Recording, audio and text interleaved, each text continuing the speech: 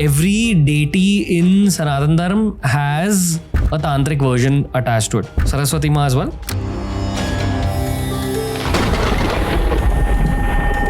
She is a royal deity. So if she blesses somebody, that individual will become a leader. What happens after your Kundalini Jagaran takes place? And that is actually dangerous. Done incorrectly, backfires very badly. You can lose your mind. Do you think the real material world today has a Siddhi? Upasana of Bagalamukhi Devi, one of the most widely worshipped forms of Mahavidya across India, attain ability to do stambhana of natural elements. Just pause it. Yes. Stop it dead in its track. And it can stop your mind also, by the way. How does one protect themselves from these kind of situations? Do you think psychic abilities are dormant in everyone? Everything is dormant in everyone. What does the word psychic mean?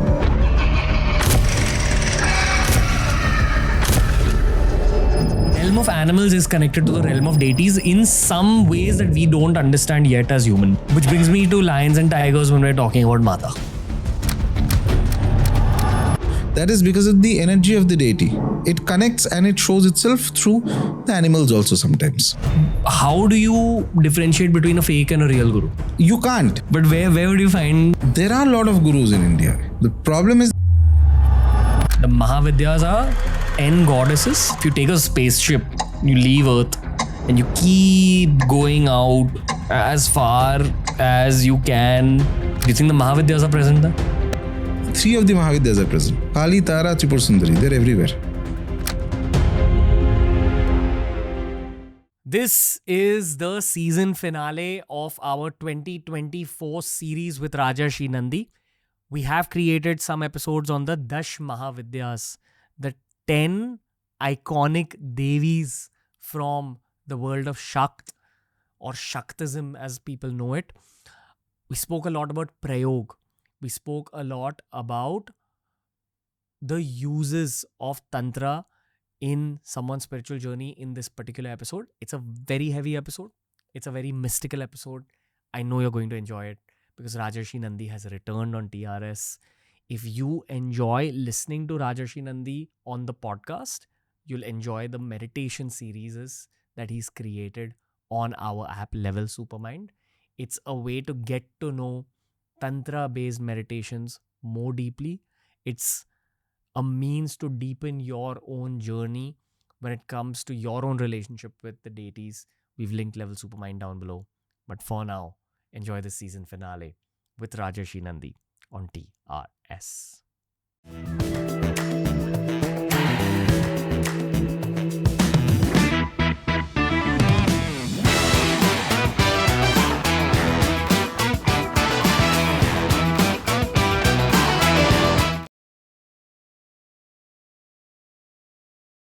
Jai Bhairav Baba, Jai Maa Kamakhya, Jai Maa Tara. Jai Bhairav Baba, Jai Maa Kamakhya, Jai Maa Tara. Love that my guest started it for me. It's probably the only time in the history of TRS that this has happened. What happens right before I begin a shoot is I do a Saraswati mantra in my mind. Right. Always. It's a ritual since not just day one of the show, but ever since I did YouTube. Because I feel like, I don't know why I feel this way. This is childhood stories that I've heard. But I feel like when you are creating any piece of content or any piece of media or even writing something that is read by another human or consumed by another human, you allow a higher energy to speak through you. And as long as you give the permission to the higher energy and you have true faith and emotion attached with that mantra, the outcome of that process will be way bigger than your own capabilities. Right. Which is why I want to begin this new Devi special episode with speaking about Saraswati Maa. Okay. I remember you once saying that every deity in Sanatan Dharma has a tantric version attached to it. Saraswati Maa as well? Of course, there is a tantric version of it. But before that, we understand that Maa Saraswati is is the deity who is two aspects of her. One is the creativity aspect, which is, of course, she gives you that impetus to create something, that inspiration, for lack of better words, which all artists, either it's flowing or it's not flowing or whatever. So you wait for that muse, that inspiration. She governs that. And she also ensures that there is a perfection in the execution. That is also important. Damn. Yes. So, like I think I had read somewhere, some English author, I don't remember who it was, perhaps Mark Twain or somebody, who had written that, so after he writes a piece or something like that, so for 2 hours he reviews it and then adds a comma, and then after 2 hours removes that comma. Because you're trying to get that right, perfect thing, which only an artist can understand. And everything at the end of the day eventually turns into art when it is very high level. Okay, everything at the highest level. If at the day one it starts into art without the structure and background, then it will become too useless. Okay, it's not refined. First there has to be the structure, there has to be the building, and only your rooftop garden comes at the end. वो पहले नहीं बनेगा. So therefore, she comes at the end, and she also leads to perfection. So that where to put that comma and where to remove that comma, where there should be a brush stroke if you're a painter, and where not. That's her inspiration. And this governs the final output, the power behind the final output. So that is one of the primary domains of Maa Saraswati. And she ensures that there are, sometimes it's believed that if the blessings of Saraswati comes into a family, then it lasts for many generations. So therefore you'd find musicians often that, family of musicians come one after the other. Very talented people get born into that same, family. It can be anything, any kind of art, not necessarily. It can also be, by the way, the Shastras. Somebody who has great knowledge of the texts is also some blessing of Saraswati is there. They probably pass it down the generations, or Saraswati Ma passes it down Possibly. the generations. That's possible. So in olden times, what used to happen is, if there's if somebody has the panditva, if he's say a guru or a teacher or an acharya, that's very likely that the soul that is born into his family would also would be trained into that same knowledge, right? So there are many instances where that knowledge and the wisdom passes down the family. Okay, at least the knowledge passes down. Between knowledge and wisdom, there is a gap. Just because you have knowledge does not mean you will be able to churn out wisdom out of it. That depends on other factors. So all these are multiple things are there. Now, there are two corresponding energies of Maa Saraswati that is there in the Tantras. One is who is known as Matangi. Matangi has that ability. She has the ability of not only multiple aspects are there. One of the aspects that is there is that extreme knowledge of mantra shastras. Okay, so sometimes her the vahana or the animal which is depicted along with her is that of a parrot. Parrot has the ability to listen to anything and remember and repeat. So she gives that quality. In many ways, the Vahana probably represents the deity, right? It represents the energy of the deity. If you read the iconography, you'll get half of the information from there. More than half, actually. This is one aspect. So she governs mantra shastras. She governs tremendous amount of, but there is a difference in the tantric form of Matangi. She, along with the knowledge, she also gives the capacity to attract. What? Everybody. Like you become more attractive. No. Your performance, whatever art you know, it's so compelling that people will be mesmerized by it. So to put it this way, Saraswati, normal Saraswati that we have, may bless an individual. You may be very talented, but it's possible nobody knows about you. You are an extremely talented writer or extremely talented musician, but only you know, and maybe 1-2 family members nobody knows. Fame is not tied to talent. Immediately tied, not immediately tied. But when Matangi comes into play, she creates a specific sammohana, power of attraction in that individual's art that makes it compelling. So it's like for people who engage in, say, politicians or somebody who has to deal with masses, or a mass speaker or anybody who's dealt with a lot of people, for them blessings of Matangi can be a huge boost. People will be completely, mesmerized and hypnotized by whatever they're speaking. Not just speaking, it could be a musician, for example, or an artist, somebody who has to interact with a lot of public. Matangi's blessing can help in making sure that whatever is being spoken or done or the artistic output is mass accepted by people and loved by people. It's like it adds a bit of a tadka to your process of fame. Yes, and it's there is another aspect to Matangi also. There are multiple forms of Matangi, by the way. There are some forms where so there is also forms which are actually Matangi Upasana, by the way, is very popular among a lot of politicians, especially because you have to win elections. Votes, who are going to give the votes? It's only people who will give the votes. And the people will listen to your speeches. Listen to your speeches, meet you, or whatever it is. So people get pujas done of Matangi, forms of Matangi, some forms of Matangi. Public speaking is a form of art. Can Probably be, yeah. Blessing your public speaking. Yeah. There's another Saraswati in the Tantras. We spoke about it briefly last time. Neela Saraswati, which is linked to Tara. Linked to Tara. A form of Tara. There are 3 forms of Tara. Ugra Tara, Neela Saraswati, Ekajata. So Neela Saraswati form of Maa Tara is also Saraswati. But here Neela Saraswati creates a spontaneous knowledge. So her knowledge is slightly different from the kind of knowledge that Matangi gives. Matangi will give you proficiency. Proficiency means 10 things you will quote immediately. You'll be very good with, you'll have a mesmerizing effect. Okay, suppose Matangi were to bless somebody verbally, okay, with verbal proficiency. So he will use quotes, this, that, shift multiple languages. It will create a mesmerizing effect on the people listening. Kumar Vishwas. He definitely, I don't know whether or not he knows that he's blessed by Matangi, but I feel like he might be. But that is the propensity or the power that Matangi can create, among any other powers also. Sure. Whereas Neela Saraswati's power is slightly different. There's also Saraswati. She blesses you with a very spontaneous knowledge that comes beyond Jnana. That is Vijnana. She is a deity who sits in the cremation ground.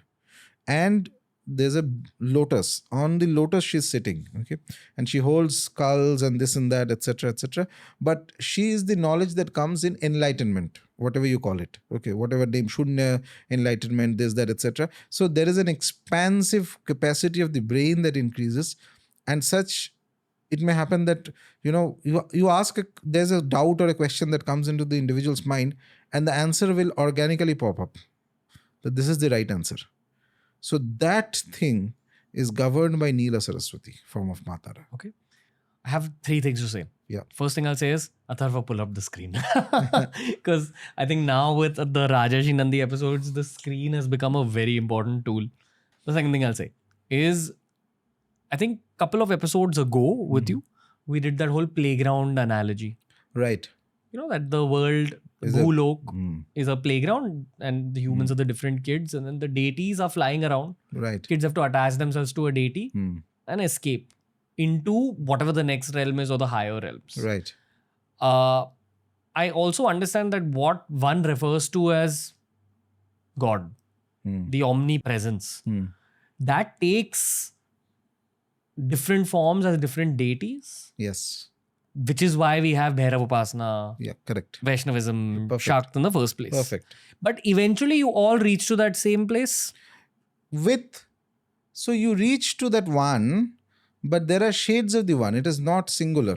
So our culture says that one is not at all easy or singular. So if you're reaching through one deity, you will have the wholeness of experience, but slightly different if you are reaching there through another deity. Sure. But that process of reaching to that point anyway is very long. And we are starting literally at the base level. Yeah. Most of us, 99% of the people listening to this are starting at that base level. Can a goddess like Matangi eventually take you up to that maximum level if you make your whole upasana about her? Yeah, why not? But I feel personally, there is another aspect to this. So many of the Mahavidya goddesses were not so much about moksha. Okay. It was more about these added blessings. Yes, applications, that exceptional applications of accelerating human capabilities. Gotcha. Hold on. I can't let you move forward because we need to also start at the basics, even though, trust me, I really want you to move forward in that thought. So, at least when we're talking about the deities called Shiva or Vishnu Right. or Kalima, they can take you to that Yes. end point. Yes. Okay. But when you begin the Shiva Upasana or the Vishnu Upasana or the Kali Upasana, there's different effects at the start. Right. Those roads, those pathways are different. Different, and correct. they will cause different effects in the Correct. users, Right. the kids in the playground who latch on to those deities. Mm. I'm just saying all this so I can clear out my basics. Now, within this realm of the playground, there are these other deities like the Mahavidyas, Dash Mahavidyas, who have different kinds of blessings that they bless you with. Clear? Okay. Now I'll move on to the third point I was making, which is that I'll be very raw and honest with the audience. On the last episode, that was a Kalima special. The original plan was to begin with Kalima, then touch upon what Tarama stands for, then touch upon Durga, Saraswati, Lakshmi, then go into the Mahavidyas and explain everything. But we only touched upon Kalima because it's such an elaborate topic. Right. Which is why this episode I thought would begin with Saraswati, Lakshmi, and Durga. Okay. Because that's actually usually in our country and in our culture, it's the first female deities that one hears of. Right. Is that a fair place to begin the conversation about the Mahavidyas? Or fully unrelated? Related and unrelated. Would you like to go to the three Sattvic Matas first? Okay. Explain. So, Saraswati, we already touched about Maa Saraswati. Okay. So then is Lakshmi. So Lakshmi is as we all know, is the Shakti of Bhagavan Vishnu.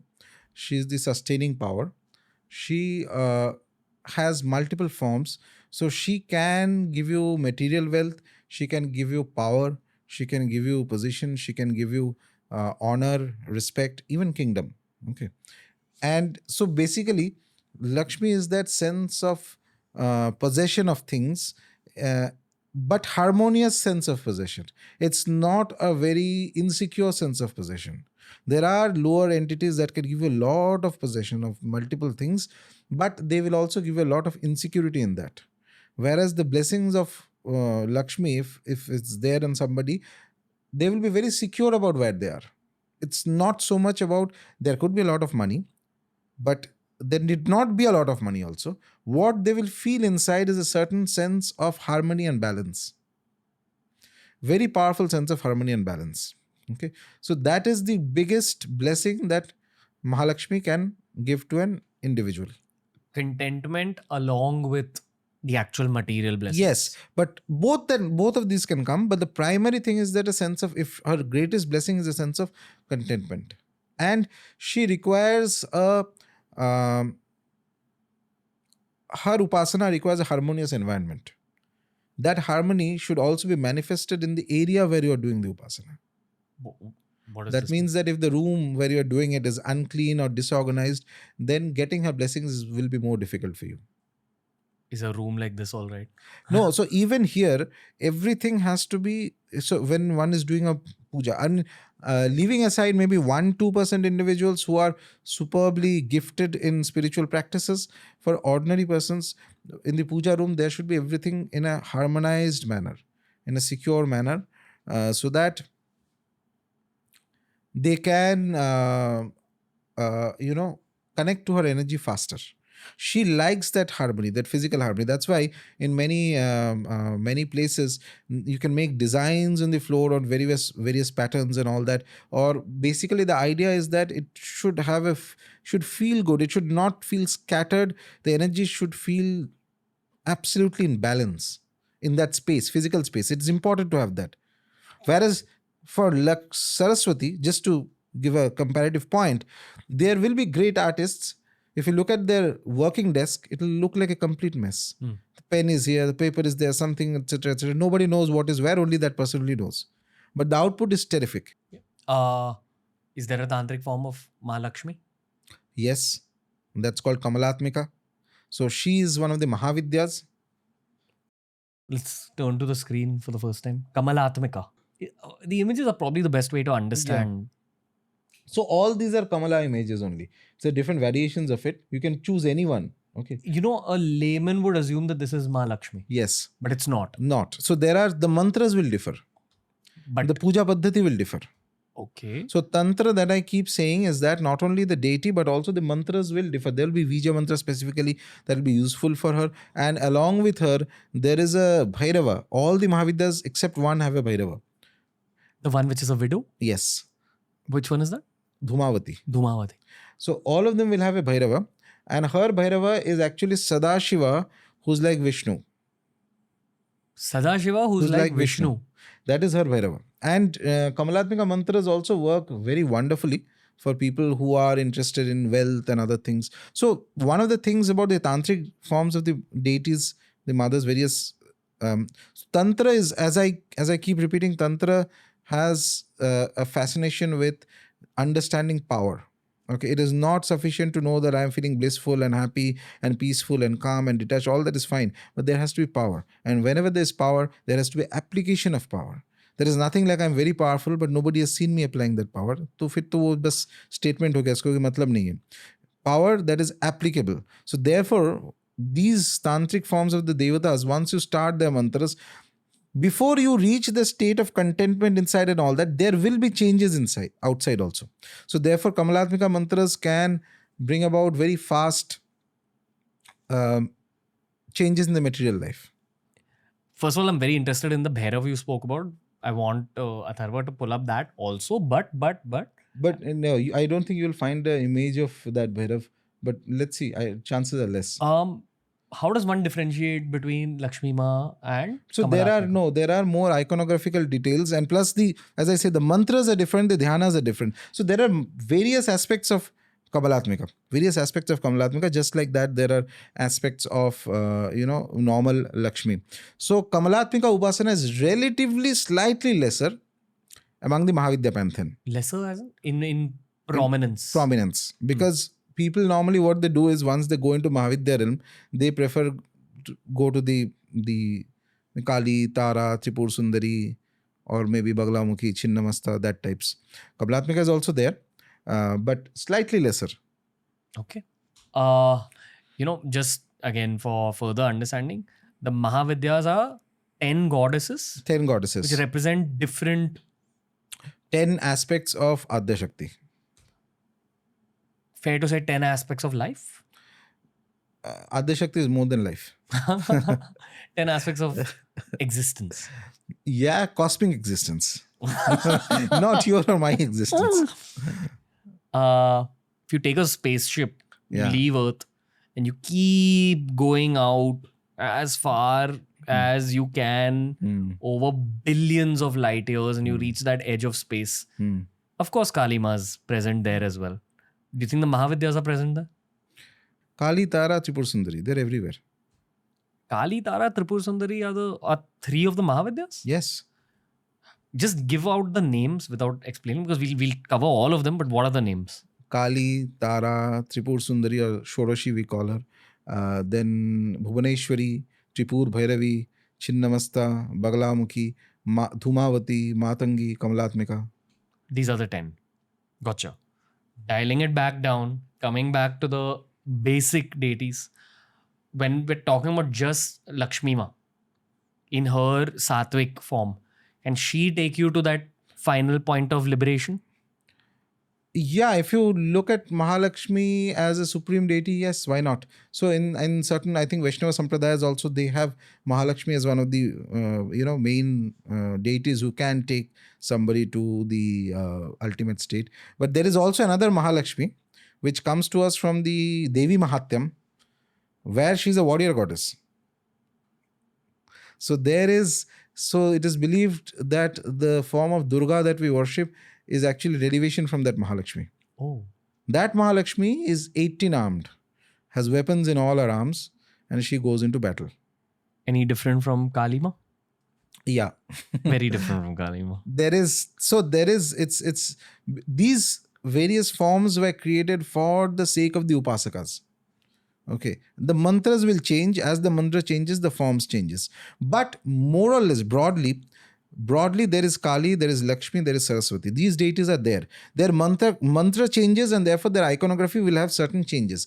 Like I was explaining that time, when somebody is doing sadhana, is using the mantra japa and dhyana of the deity to create a formation. That formation is broadly I am worshipping Lakshmi, or broadly I am worshipping Saraswati, but it will have slight differences based on the mantra I am doing and the dhyana I am doing.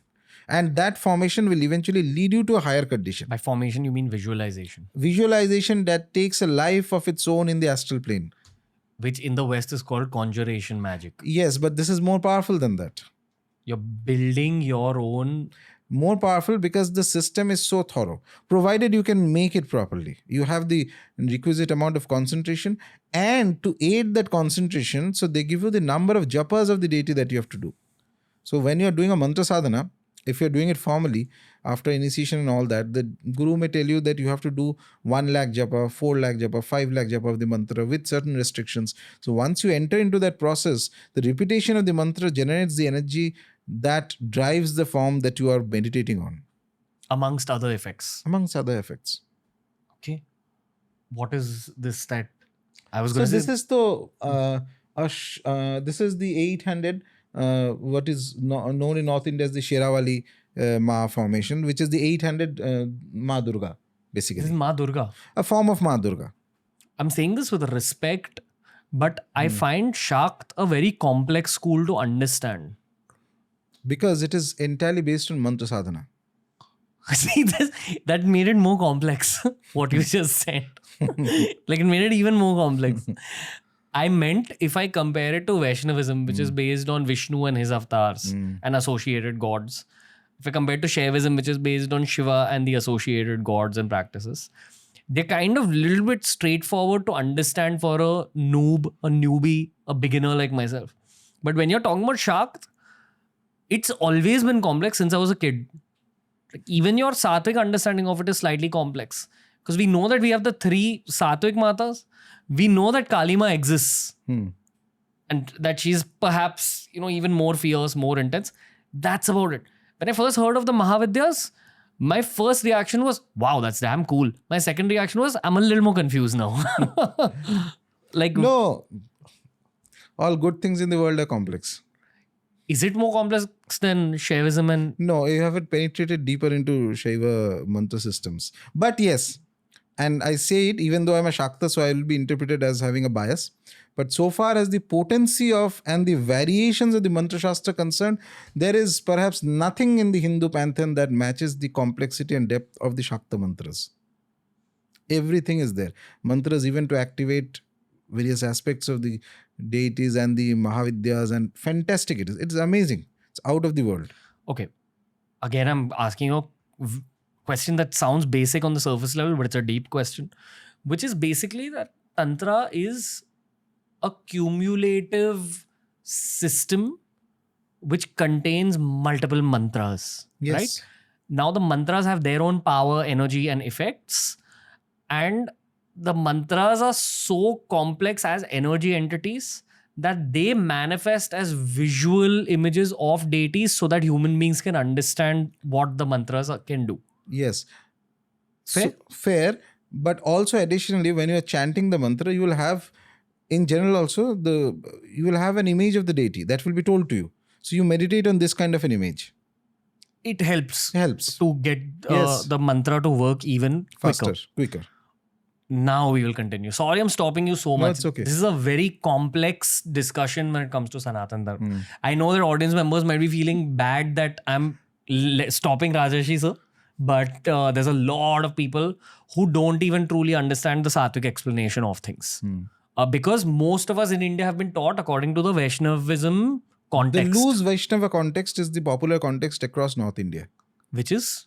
The loose Vaishnavism, which is basically the a bit of fasting, vrata, bhajan, kirtan. That is all wonderful. Lose Vaishnavism. The moment you enter into proper Vaishnavism and you take Diksha from a guru, then again it will become complicated. So this is all class 1 Hinduism. Okay. I was actually thinking of the story where Vishnu begins the universe, gives rise to Shiva and Brahma. Then each of them give rise to their consorts, which is Lakshmi, Durga, and Saraswati. So I'll tell you the funny thing. So when you look at the Puranas start with the story of the creation of the universe, then the lineage of kings and all that. Yes, all the stories will come. Then the stories of the gods, whoever the deity is, Shiva Purana, Shiva, Vishnu Purana, Vishnu. Tantras have no chapter related to the creation of the universe. They have no chapter related to any of the stories of how Kali came into being. Very few, nothing. First, it will go why Diksha is needed. Second, it will go who is a guru. Third, who is a disciple. What is the right time to have Diksha? Immediately next, it will come into the mantras of the deity, how to do the sadhana of the deity, what asana to use, what days to use, this, that, etc. What are the tirthas, which is the important places of the deity. And last, what is the prayoga of the mantras? Finish. Where they came from, not interested. How do I get to them? I'm interested. This is Tantra Shastras. This is Tantra Shastras. Where can one find a Tantra Shastra to read? Everywhere. You just go to a bookshop. These days, it's so easily available. But what is a legitimate? No, all are there. If you take the original texts are there, plus the translations are there. I read in Bengali because it's I'm comfortable reading the translations, and I find when it comes to tantras, the Bengali translations are there is no kind of how would I put it? So there is no filtering of the texts. Whereas I have seen once in a while Hindi translations filter the texts out on specifically those areas which may appear difficult perhaps for the author or the translator when references to Bali and other things are there. So they kind of, sweep it under some very loose language without specifying things. Whereas in the Bengali translations I found they're exactly as it is. Have you found a good English translation till date? Not so much. Not tried that much. But I go to Bengali books for tantras when it comes to. Why don't you write an English translation? No, there are many scholarly people, they're already writing translations. My primary focus is sadhana. And of course, I will be writing few things, but that is more in the sense of sort of, giving certain explanations, not necessarily as a substitute for the scriptures or that kind of a translation. My idea is basically to give a path which people can follow and benefit, which is within the boundaries set by the Shastras. In the last episode where you were explaining Kali Maa's iconography, the way the image is shown, she's shown standing upon Shivji's body. Correct. But according to the Vaishnavism explanation of Shivji and that whole story about Sati and Parvati Ma, that is a Puranic explanation. Parvati is his wife. Right. Which is why even while growing up, I always assumed Kali Ma is an other version of Parvati Ma. So, yeah, it is. One way of looking at it is that. I can understand your confusion. So, that's one way of looking at it. But there is also the possibility, suppose when I am looking, so in the Devi Mahatyam, which is basically one of the most powerful texts of the goddess, in Bengal side, we call it Chandi Path. So this is 13 chapters from the Markandeya Purana. Along with it, there are 6 angas that are added from the tantras, and that makes it into a complete system of mantra or very powerful stotra. And it is used in multiple occasions. It's chanted, homas are done, and various prayogas are done of it and all that across India. And it's used both even by the Vedic Sampradayas also, by the way. It's very popular, Chandi homas and all that and there are mantras along with it, etc. So in between, there's one place where the goddess says that she's known as Shiva Duti. Shiva Duti means, why? That is because she sends, not because she's a Duta. Dut means a messenger of Shiva. No, because she sends Shiva as a messenger to the Asuras to tell them that if you don't stop right now, then I'm going to come and destroy you. Okay, she's ordering Shiva. So basically, the image that eventually comes up, how Durga is created by the energies of all the gods put together. So it is not even like she is so this is the colloquial understanding, the Puranic understanding. Parvati is the wife of Shiva. Durga and Maa Lakshmi in that battle form, they are to Adya Shakti only. They are nobody's wife and sister. This is what I wanted to hear. Okay. But we still need to have Shiva, because otherwise, without his blessing, you do not have the capacity to worship her. The bottom line understanding I have now is that Durga, Parvati, and Kali Ma have a male consort, which is a form of the god we call Shiva. Sort of, broadly. Because I don't know whether it was you or someone else on the show who said that the Shiva that we refer to that lives on top of Mount Kailash is Shankar Bhagavan. No, that is Srikantha Rudra. That's one form of Shiva. I only had told them. Yeah. That it's one form of Shiva. That's the form that governs the world we know. Then there is Para Shiva also. Yeah. So it was you, Rajarshi Nandy. But the Shiva. The Shiva. All-encompassing Shiva. Yeah. Sadashiv or Paramshiv? Sadashiv is there. Para Shiva. The word Para means ultimate, basically. So Para Shakti means ultimate Shakti. So in the school of Shakt, Para God, Para Brahm is actually Para Shakti. Para Shakti. And in the school of Shaivism, the ultimate is Para Parashiv. Shiva. Parama Shiva, Para Shiva, whatever. Okay. Similarly, in Vaishnavism also there is Para Vasudev. Which is Vishnu's version. Ultimate form. Understood. What has Atharva pulled up? This is a form of Durga Mahalakshmi. Correct. 18 arms. So I think it's somebody's painting. It's beautiful, nice. This is the form that can take you to liberation. But this can take you to liberation. But liberation does not necessarily always mean running away from the world. How about living in the world like a god? That's also liberation. Like who? Whichever. So what it basically means is that why do you want to run away from the world? Because human birth is bringing misery. It's always going to bring misery. Because there are sufferings and this and that. If you reach a stage where you can live here, but you'll be free from sufferings. Okay. I don't know where this question has popped up from, but I'm still going to bring it up. Vishwamitra Maharishi or Sage Durvasa or even Valmiki for that matter. All of these are evolved people from Bharatiya history. Right. Is it likely that they've all gone down the path of Tantra in order to evolve? No, I don't know what they've done, but to explain, as I was talking in the previous podcast, so we get certain stories related to these Maharishis from the Puranas and the Itihasa, Ramayana and the Mahabharata. Similarly, the Tantras also have certain stories related to these Maharishis. Same people. Same set of people. Whether actually it happened or not is secondary. The point is, from the spiritual perspective, you believe it happened. We believe that the knowledge of Tara that we have today as a Mahavidya is because of the blessings of Vashishta. I mentioned that story that Vashishta goes somewhere, goes and gets the Vidya, and then he succeeds in it. After he succeeds, only then other people can succeed. He's the first one. So in a way, he's the one who brings that Vidya and that knowledge here. Similarly, there is all the rishis also participate in the upasana of all these tantric deities. So they are so advanced human beings. They bring that knowledge down and give it to us. In fact, every mantra will also have a rishi of the mantra. Rishi means the rishi who first saw the mantra.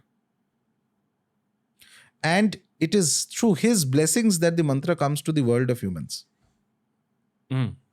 I know that the lore of the Saptarishis says that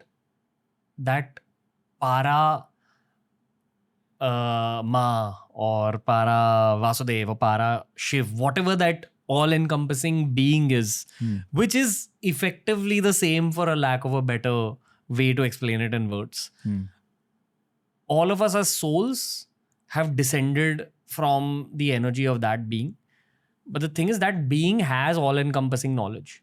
So the Saptarishis carried that knowledge from that being to our realm. That's one way of putting it. Go on.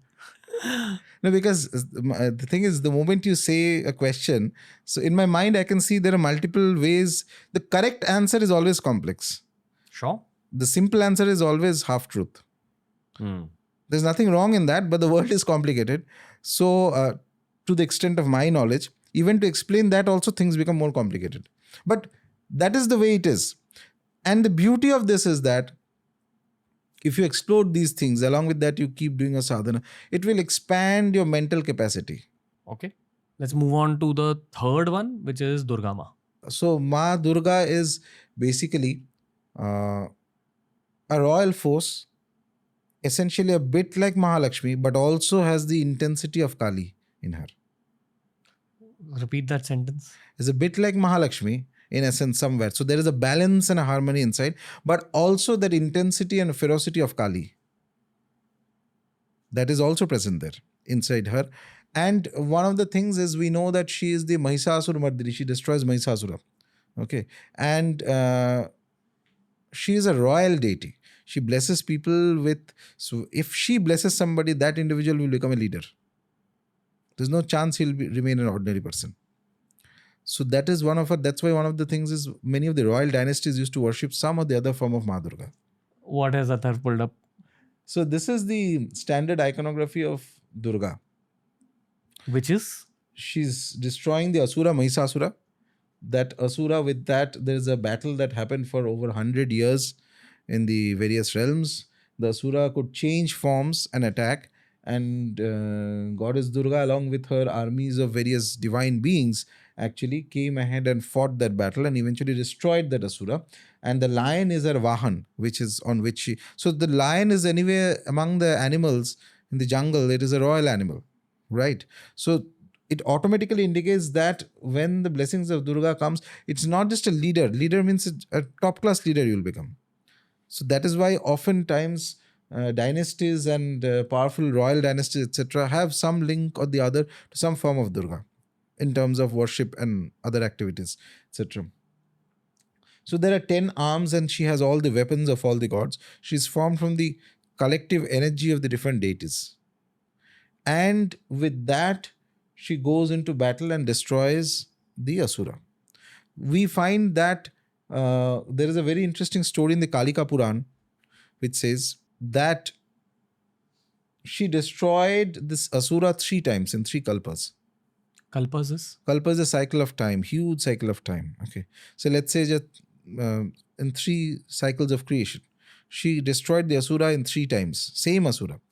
And each time she destroyed in once, so each of the times, now things will start getting complex. Go for it.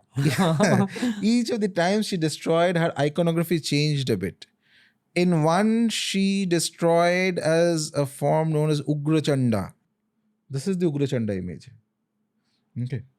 So there is a very complicated mantra for this How form. do you differentiate so fast, sir? No, Like that's because you are seeing for the first time. I've been seeing for a long time. Okay. So that's why.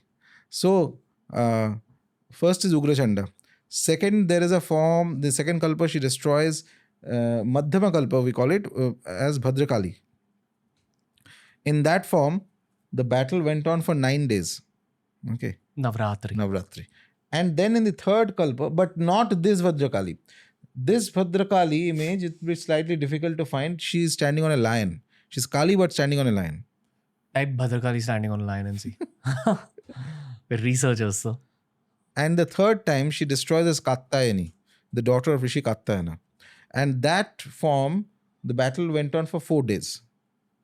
That is the form that is worshipped as Durga in Durga Puja in Bengal. That's Gotcha. 4-day puja.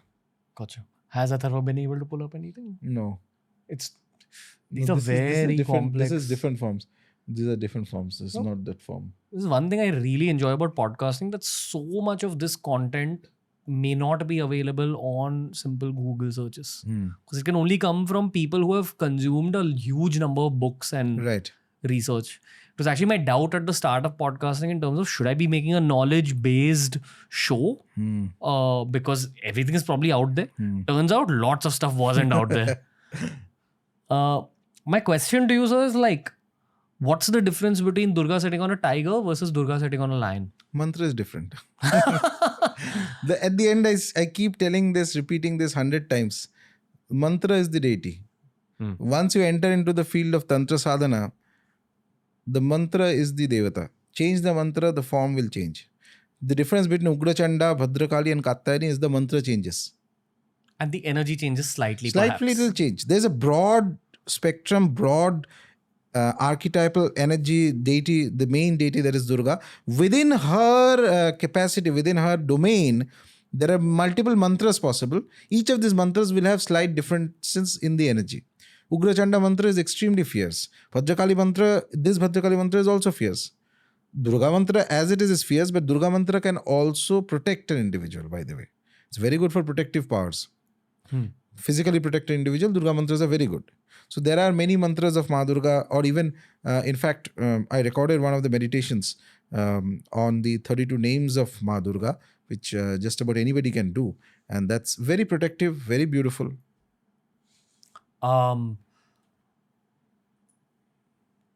You said that the difference between the Durga Ma sitting on a lion versus Durga Ma sitting on a tiger is a slight difference in the two mantras. So it gets even more complex now. Go for it. So I told you these are the three. This is Pratyangira. This is different form. This is not Maa Durga. So Pratyangira is a form that is used specifically to reverse black magic. She is a form of Bhadrakali, Atharvan Bhadrakali. Okay. More or less. Okay. So that's another. You see, Atharva just looked at you. What did you say? Atharva Ved से जो आता है वैसे there is a Bhadrakali form that is known as Pratyangira. She is specifically extremely fierce. Her peculiar capacity is to reverse any kind of black magic if her upasana is done. Okay. What you said about the difference between the lion and the tiger? So I'll explain. This gets more interesting. This is the most complex episode we've done till date, probably. But go on. So Durga comes. So this is so there are three kalpas in which there is first is Ugrachanda, then is Bhadrakali, then is Katyayani. Apart from that, she can also be represented in an 8-handed form, which is popular, for example, in North India, riding a tiger. Okay, it has a slightly different mantra. In fact, the tantras mention multiple mantras. There is a mantra which is a Mahishmardini mantra of Durga. It's Ashtakshari mantra is there. Ashtakshari means 8 aksharas are there in the mantra, where only depiction is that she is kind of, putting her Trishula into the Mahishasura. But in all cases, the Mahishasura is present. There's a reason for that. In the second kalpa, there's a story behind this. I had mentioned this in one of the conversations. The Mahishasura in the second kalpa, he's already attained boons from the gods. Okay, he is a form of Shiva, by the way. This is so interesting. He's an Amsa of Shiva. Shiva's energy is there in him. Why is it there? The Tantras say because Shiva one day decided that the world does not know the full power of Bhagavati. But how can this be known to the world? So you have to organize a battle. She is a battle goddess at the end of the day. So battle goddess. Who can battle her? Nobody other than Shiva only. So he gives a blessing to one Asura that a son is born into their family who has some Amsa, some little bit of power of Shiva. And then he does tremendous tapasya, acquires great amount of powers, defeats all the gods, defeats all the astras, everybody, including Shiva. Okay, because he's coming with the blessings that Shiva has given him. And then he takes a boon that no man can ever defeat him. But in the boon, there is no mention of a woman. So then comes the goddess. Okay, and in the second kalpa, he's already has tremendous powers. He gets a dream one day, and the dream is seeing there's a woman on a lion, flowing hair, etc., attacking him and destroying him. And he wakes up because he's a very advanced individual in terms of tapasya and sadhana. He explains that this dream is not going to be false. But who is this woman? I have not known any woman. I have seen all the 3 gods and the 3 murtis and all the weapons and everything I have defeated. Who is it? So he sits in meditation and his tapasya. Long time he does tapasya, and then Bhadrakali form of Durga appears in front of him. And when it appears in front of him, he is by that time converted into a devotee. Okay. And he is in a state of bliss. And he says that I know that it is destined that I will die in your hands. I know that it is a leela, a game that is being done so that for thousands of years and thousands of years, so long as humanity is there, they will remember that who exactly you are and what is your power. Okay. And I am completely okay with that. But I have one blessing to ask. And Bhadrakali form Durga tells him that you ask, what do you want? He says that, bless me that whenever there's a yajna happening, fire ritual happening, there must be offerings made to me as well. Okay, like it's given to the gods. Because yajnas are like feeding the gods by offerings. And Durga says that no, if I allow that, yajnas, no offerings are given to asuras. Because if I allow that, it will destroy dharma. It will tilt the balance of dharma completely for future generations. But she says, I will ensure that you are immortal, that nobody ever forgets you. And she says, whenever in the world there is upasana of Durga happening, there has to be shown Mahisasura at her feet. You cannot have a Durga upasana, puja of an icon without the Mahisasura. People may ask that why do we need to show her in that format? There is always, you see, Durga format is what? Actual Durga upasana when it happens by the Shastras, proper Durga upasana. Then you have the Mahisasura at the feet, destroyed by Durga. So she says, gives that blessing that Mahisasura has to be there. To the extent there is even one flower that is given to Mahisasura. So by this blessing, Mahisasura becomes immortal by the blessing of the deity. And then, the story doesn't end there. Then the goddess makes sure that Mahisasura does not remember this interaction at all. Erases the memory completely. Otherwise, how will he fight? And then eventually the fight happens and Mahisasura is destroyed. Are there Mahishasura prayers, mantras? No. Just a customary 1-2 flowers and small things are there in the traditional Durga Puja. I have some tangential questions. Okay.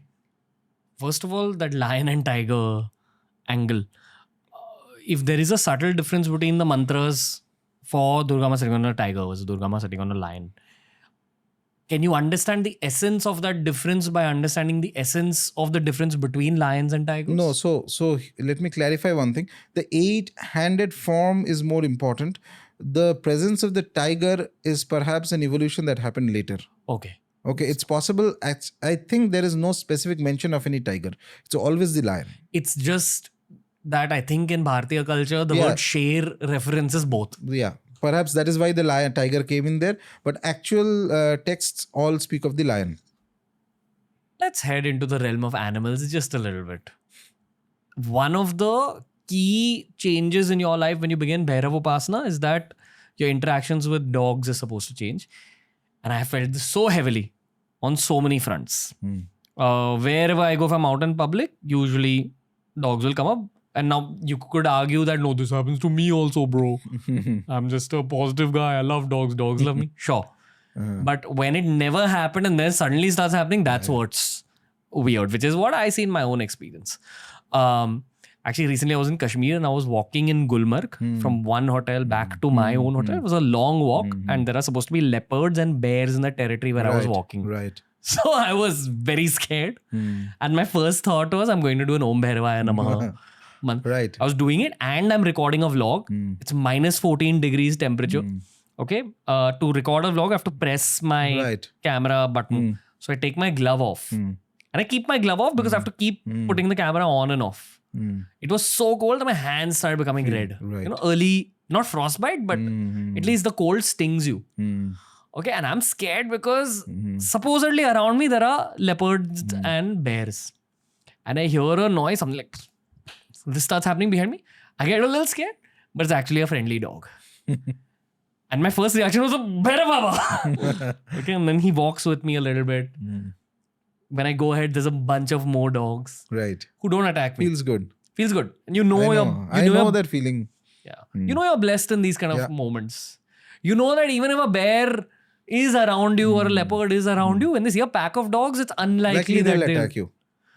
It was so fulfilling.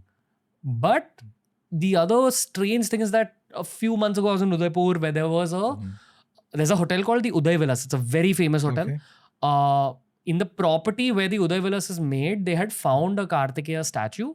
Now that same property also happens to be the home for a lot of peacocks. So they still inhabit the gardens of the Uday Villas, which is one of the charms of that hotel.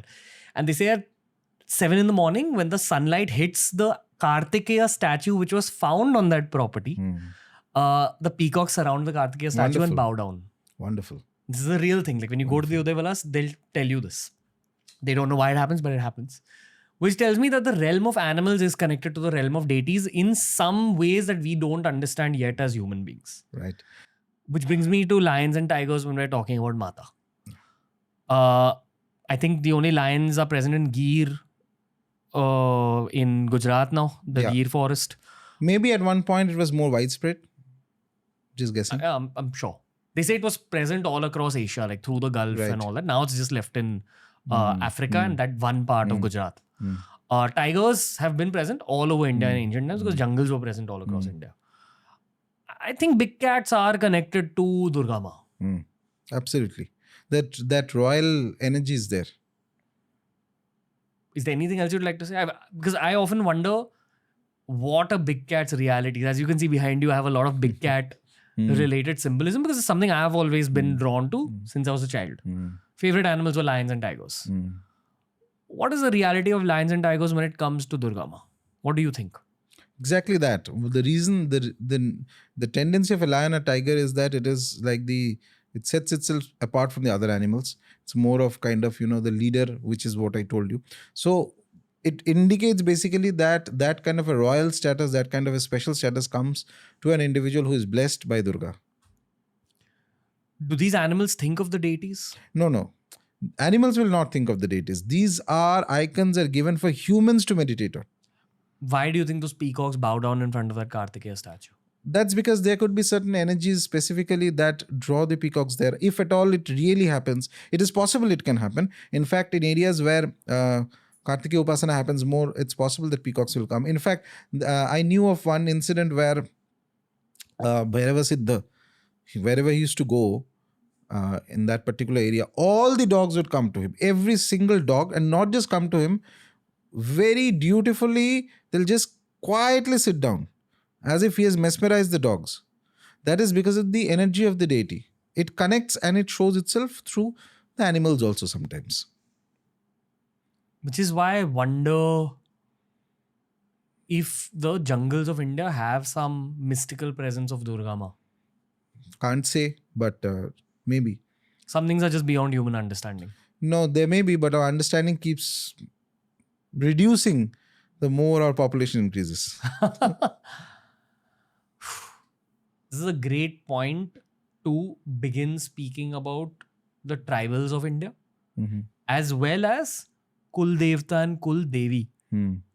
I recently found out that my Punjabi side of my family is from Amritsar, but originally we are from Pakistan. And apparently, so we migrated before the partition into Amritsar. But apparently when that migration happened, they also brought the Kul Devi from Pakistan and kept it in a village somewhere near Amritsar. Okay. Now the thing is, every Sanatani person, I know this because I live in Maharashtra, I have, my mom's half Maharashtrian. We have a Kul Devi even from that side. Right. In Gujarat, in Rajasthan, there is this Kul Devata, Kul Devi culture. Right. So this has been a traditional culture of Sanatan Dharma for a very, very long time. And each of these Kul Devis has their own name, their own identity. How are they related to any of the Devis that we've spoken about until this point on the show? Kali, Maa No, Durga. it's not about related. So Kula Devata could be any deity. There are many people who may have Bhairava as a Kula Devata. There are people who may have Vishnu as a Kula Devata. There are people in South who may have Tirupati as a Kula Devata. Kula Devata basically means a deity who has been connected to your family for at least 3 generations or more. That's it. That's it. Could be any deity. So if my Kul Devi is that Devi in Amritsar, today if I am doing my Bhairav Upasana and I take it forward and my children do the same and their children do the same, my family's Kul Devata becomes Bhairav. No, it's slightly more complicated. Suppose you attain Bhairav Siddhi. Oh, okay. Bhairava Baba actually comes and all that.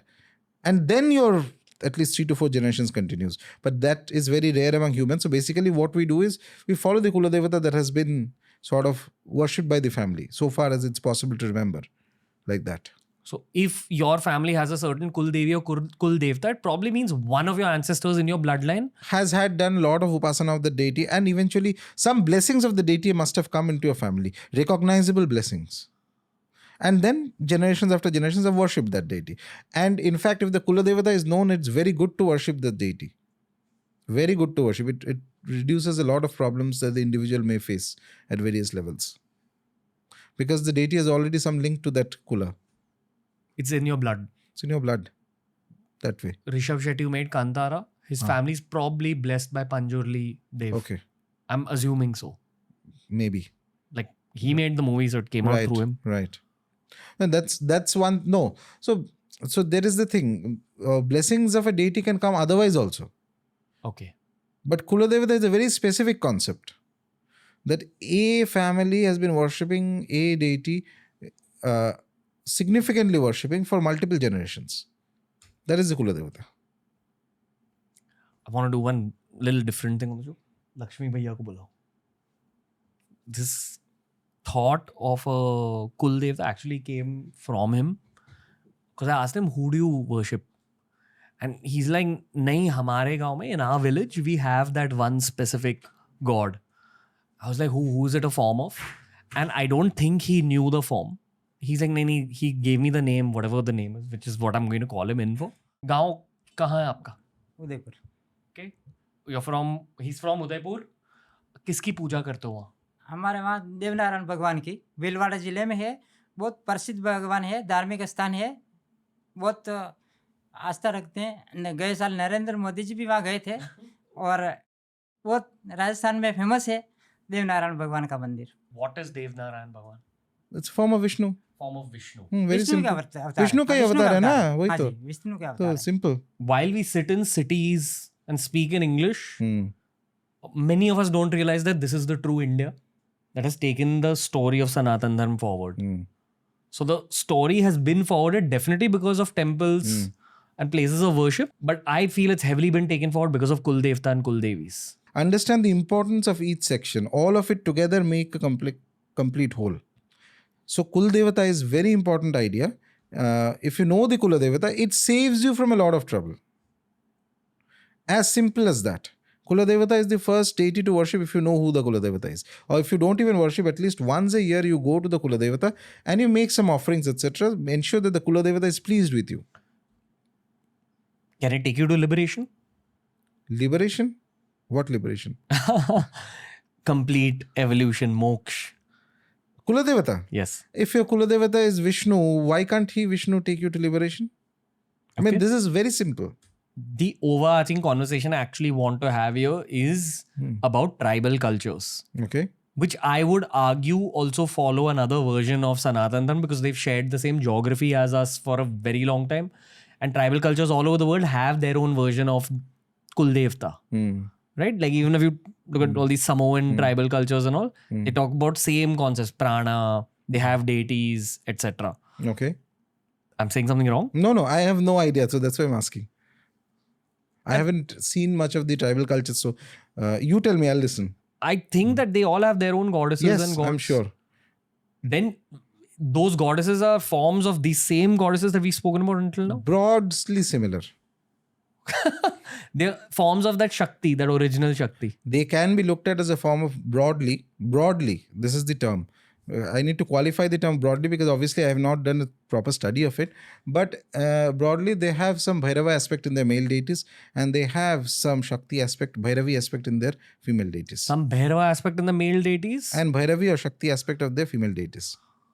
Why do you say Bhairava aspect of the male deities? Because Bhairava has a certain rawness in them. I was seeing, I think some book I was reading. So most of the tribal cultures, the offerings very often that are made to the deities, unless they have been kind of, there is some external influence that have made them change their paddhati of puja.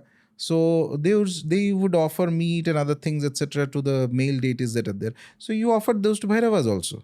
You can offer meat to Bhairava. Shiva, you don't offer meat. But Bhairava, you can offer meat, you can offer alcohol, all these things are... Okay. Other than better mental health, could it be argued that generally on an average, people from tribal cultures are spiritually more evolved than... No. No? Spirituality is much more complicated. There is nothing like A culture is more evolved or B culture. Spirituality is an individualistic pursuit. One individual in some races, some cultures, some places, or few individual will progress. So everything has its own spirituality. They have their spirituality, you have your spirituality, towns have their spirituality. So like that. Lord Khandoba, who is one very common Kuldev in Maharashtra. Atharv has pulled it up. Just show any image. Because you have a deep understanding of iconography, so would love to ask you what you see.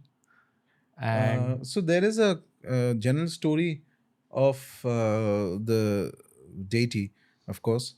But additionally, there is a certain element of this deity who is also regarded as Martanda Bhairav. Matanda Bhairav. Martanda means solar form of Bhairav. Martanda is sun. Okay. In fact, in this, one of the customs in this temple is offerings of haldi. You can see those pictures there. This picture. And that's the same case with Matanda Bhairav. Yes. So no, Martanda Bhairav has other ways of worship also. But my point is that haldi is specifically a thing that connects to the solar energy. Okay. So even if you're praying to Surya Dev, I'm assuming haldi. Depends. So, but more or less, so that is like a form of Bhairava. You can take it as that, and it's very aggressive, and a lot of people worship him, and a lot of people believe that a lot of benefits come from worshipping him. From Lord Khandoba? Yeah. Can you show Martanda Bhairav? Open that third image, that Pinterest one. The mustache. This could be actually a form of Khandoba itself. Somebody is created out of that. So Martanda Bhairav traditionally may have a different iconography, slightly more complicated, but there's a local flavor that comes in because there is some connected stories of Khandoba. So accordingly it changes, but the energy of the deity is similar to Martanda Bhairav. Perhaps practically speaking, it could be that someone was into Martanda Bhairav Upasana.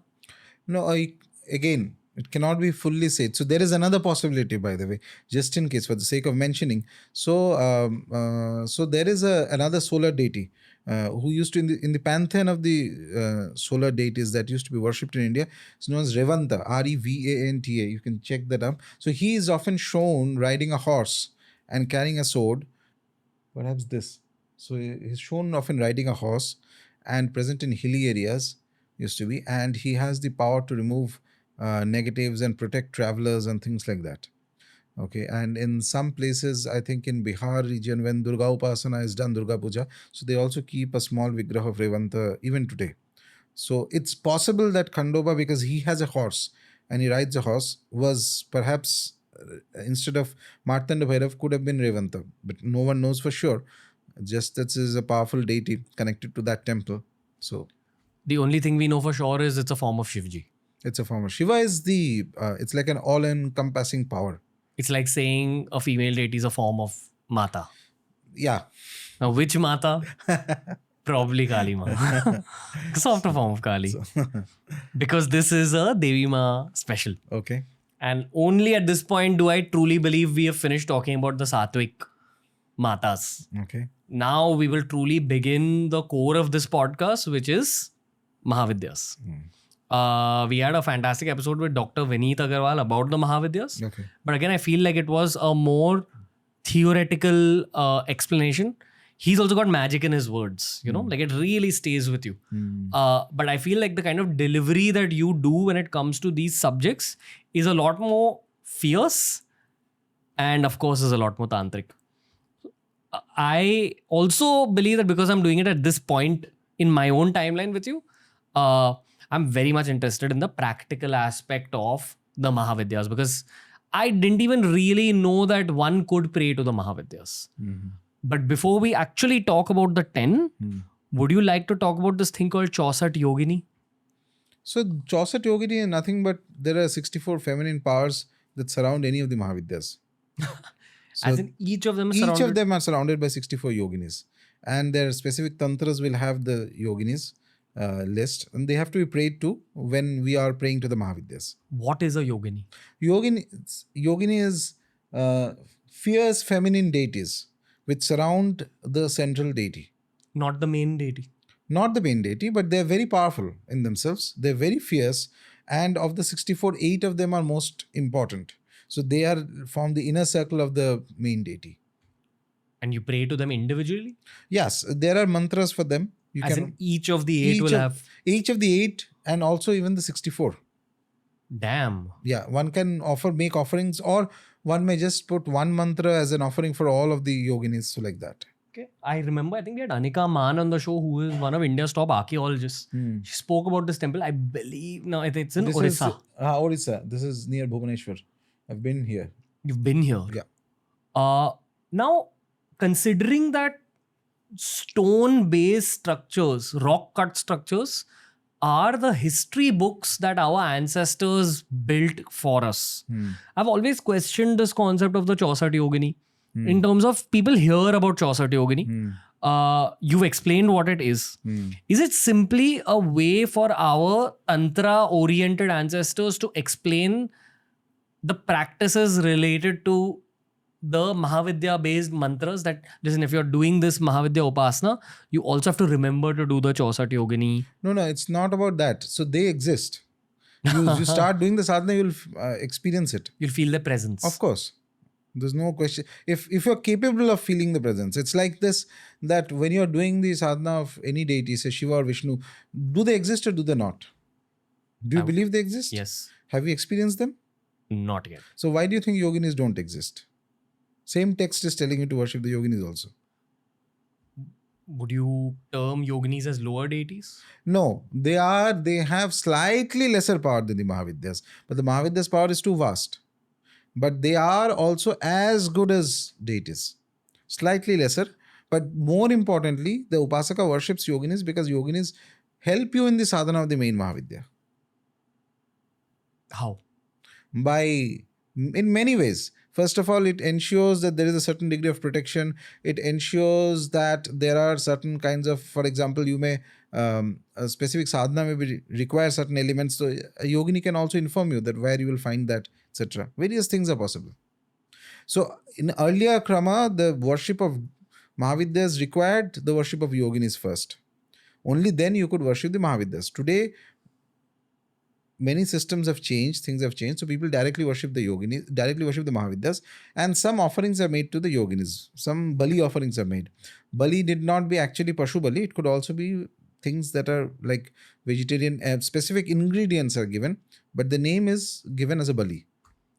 Like offering prasad. Different. Bali, you are not to consume this bali.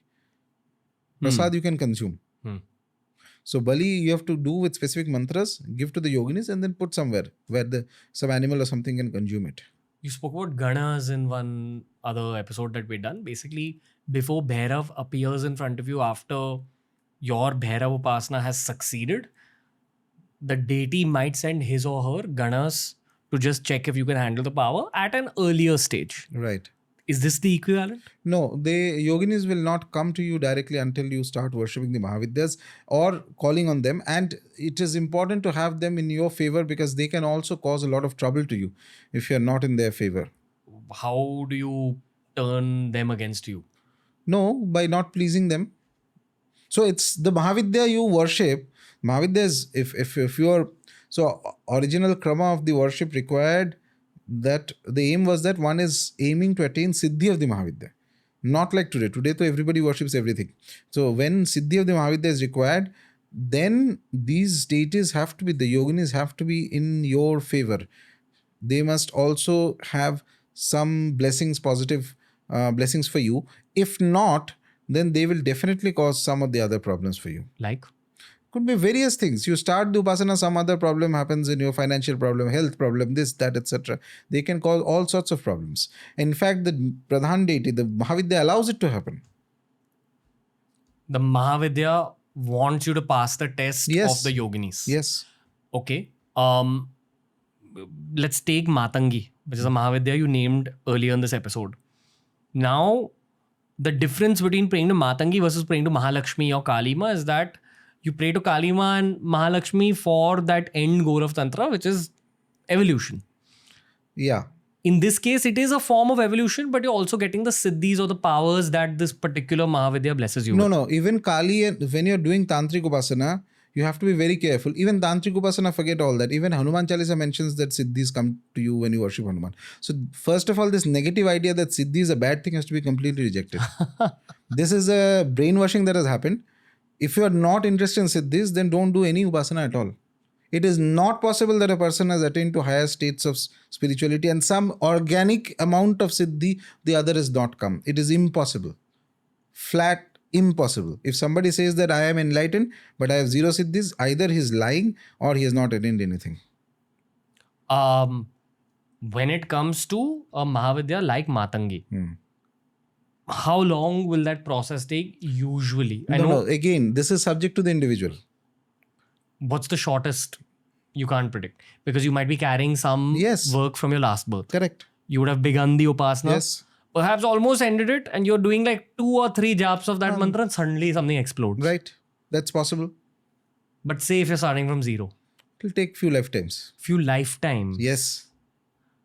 Okay, I would assume it's a few years. No, few years means already you have worked on that before. Damn. Hmm. So if you're beginning the upasana of a Mahavidya, actually the blessings will explode and come to you over lifetimes. Yes. How does one even know that, acha, I have to You pick it up? don't. You will not be told. That's the whole point.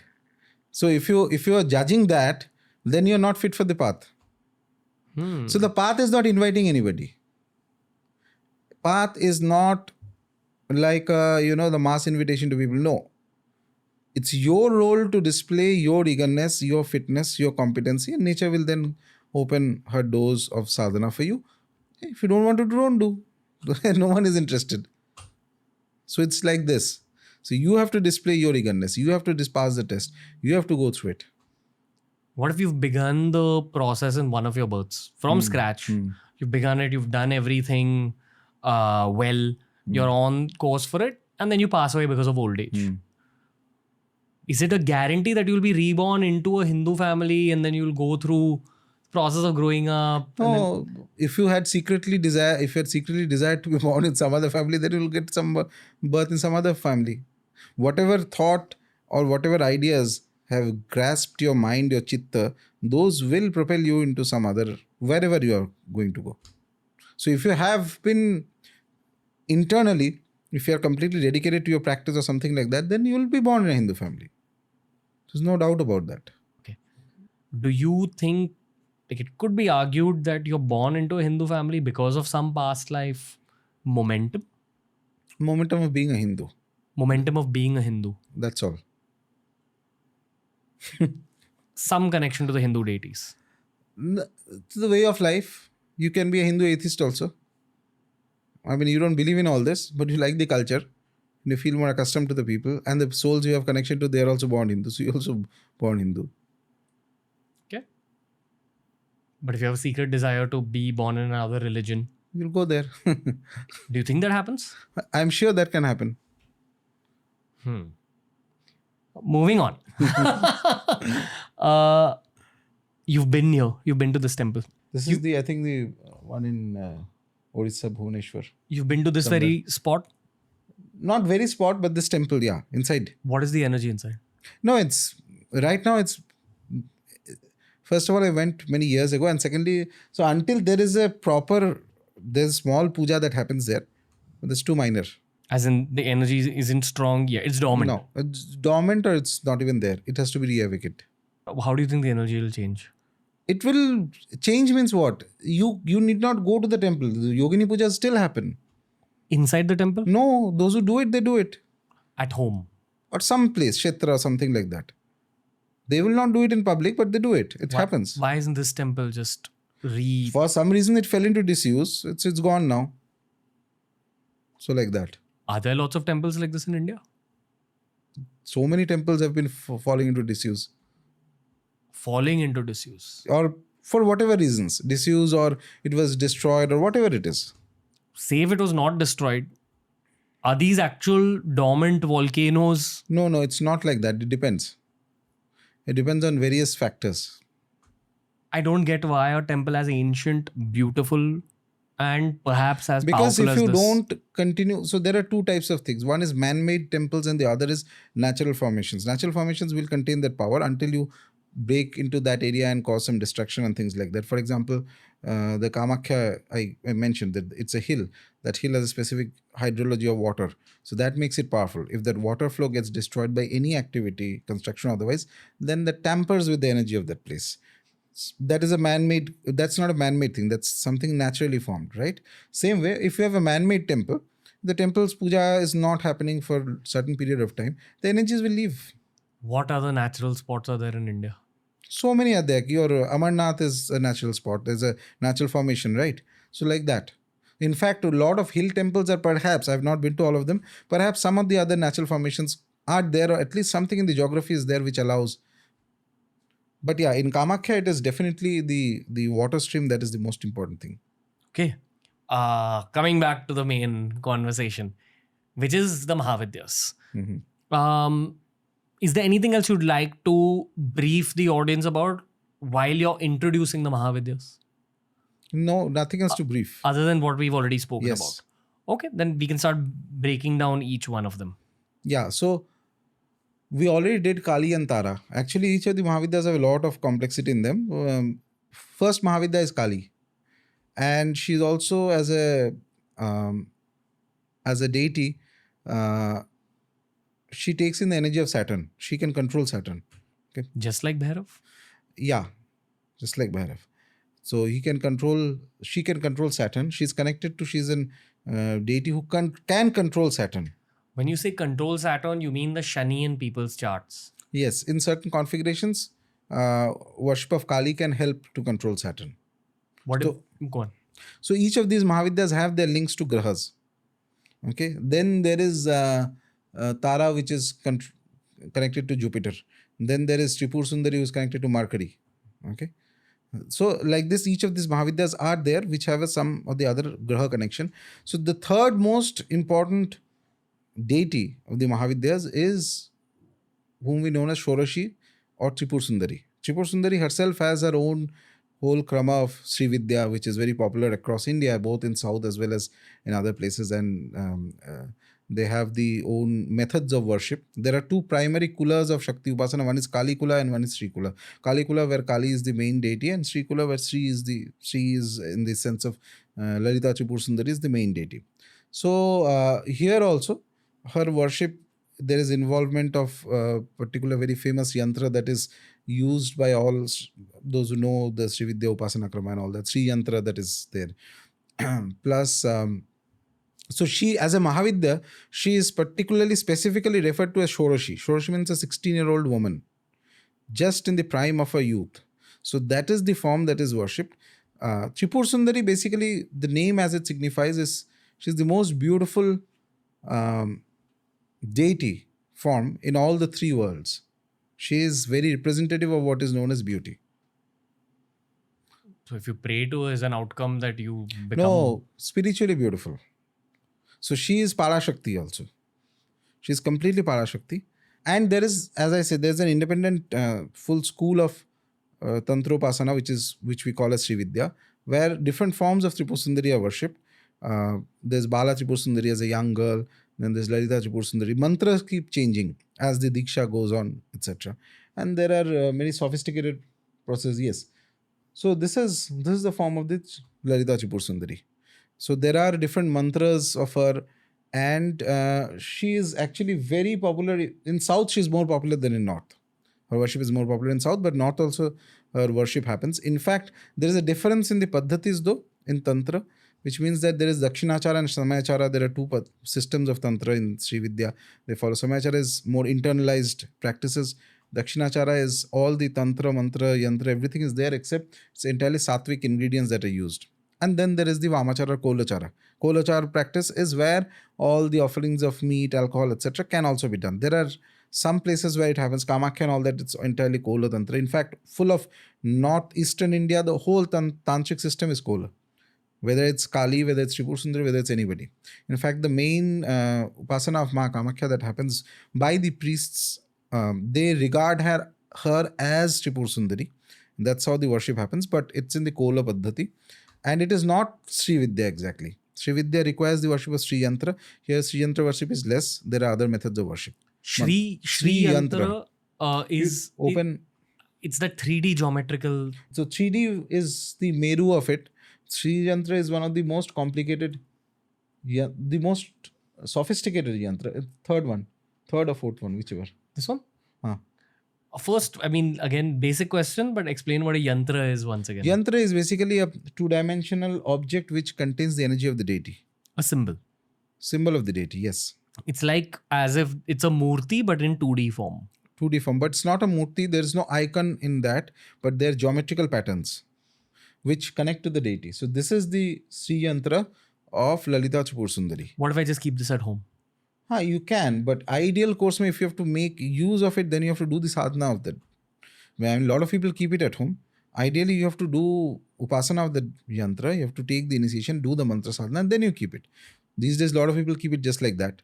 Does it have any bad effects? I don't know. It depends. It depends on the pran pratishtha in the yantra. So all in all, no, don't keep it unless you know what you're doing. You can. A lot of people do it, but I feel that it's best is that you don't keep it. Don't keep anything that is unnecessary. Keep which you are engaging with. Okay, let's have this everyday conversation a little bit when it comes to the Mahavidyas. We are having a pretty tantric level conversation. Like I think you're talking about it from the perspective of Tantra Upasana. Right. But if an average everyday person Googles a Matangi mantra, will there be effects of that? Yes. There could be negative effects also. Standard. Is there a basic mantra that won't give you negative effects? No. It can, any of the mantras can, not will. It depends on the individual who is doing. So that is why the safeguards are mentioned taking into account the largest possible denominator. Which the worst case scenario is taken into account and the safeguards are built accordingly. So again, all in all, it's good to know about Mahavidya worship. Perhaps it's good for your heart to want it at some point. But do not try practicing any of this. Best is, if you're interested, so go and get a diksha from a guru. But where would you find? That's what. Yesterday, I think I was talking about this only with So there are a lot of gurus in India. The problem is that people don't get out of their home. How is the guru going to come? It's not going to airdrop into your house, right? I think at this point, people are scared of approaching gurus. No, you should not be scared. If you're scared of approaching gurus, then it's not your path in the first place. How do you differentiate between a fake and a real guru? You can't. So you meet a lot of people. How do you know, suppose you have to go and buy something in the market, how do you know that you're getting a good deal? You don't. You try 5-6 different places and more or less you have a rational judgment. So you first of all get out of the expectation that some miraculously powerful guru is going to come for you. No, nobody is going to come like that because you are not that good. That's the reality. You are an average individual. I am an average individual.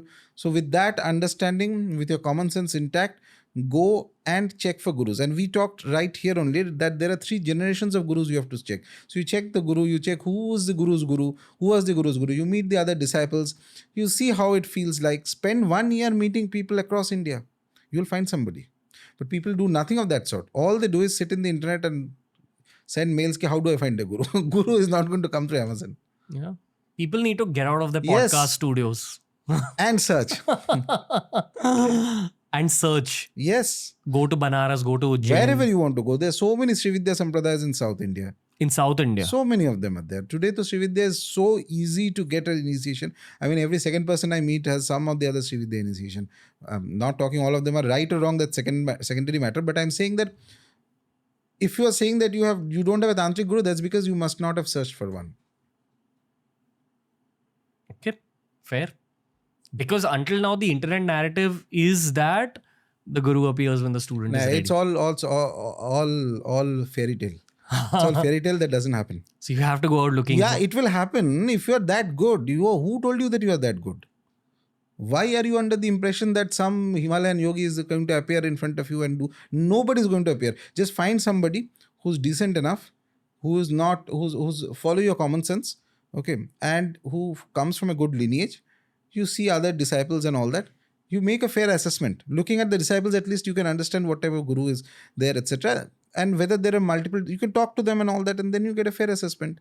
You can ask people that, is this a good parampara? Is it good to take initiation? Just like that, you go here and there and find, if you're engaging, if you're trying to buy a book, trying to buy something, how do you do it? In using your common sense, you talk to people like that. Same way with gurus. Don't expect some miraculous guru is going to come to you. Nothing of that sort will happen. Other than what you already mentioned, what are some guru red flags? That's a whole vast topic in itself. All sorts of gurus are there. While the texts tell you that guru bhakti is very important, that is true. But there are guru lakshanas also. Signs who is a competent guru. In fact, one of the tantras say that if the guru has not attained siddhi, then such a guru can be rejected like a cow that does not give milk. Basically, in other words, breaking it down for today's understanding, so if the Guru has not attained Siddhi, Guru will not be able to take you to Siddhi. Be very careful about it, which is fine, which is not a negative thing at all. So my point is that your perception of this path has to be realistic.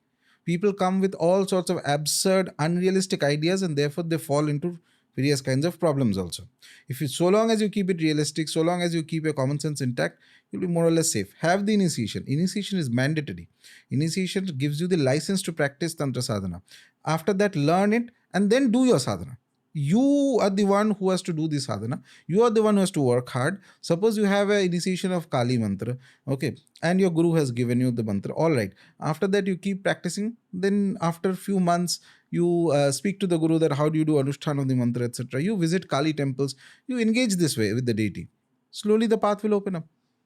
For example, the Bhairav Upasana that many of our listeners are also doing at this point. Yes.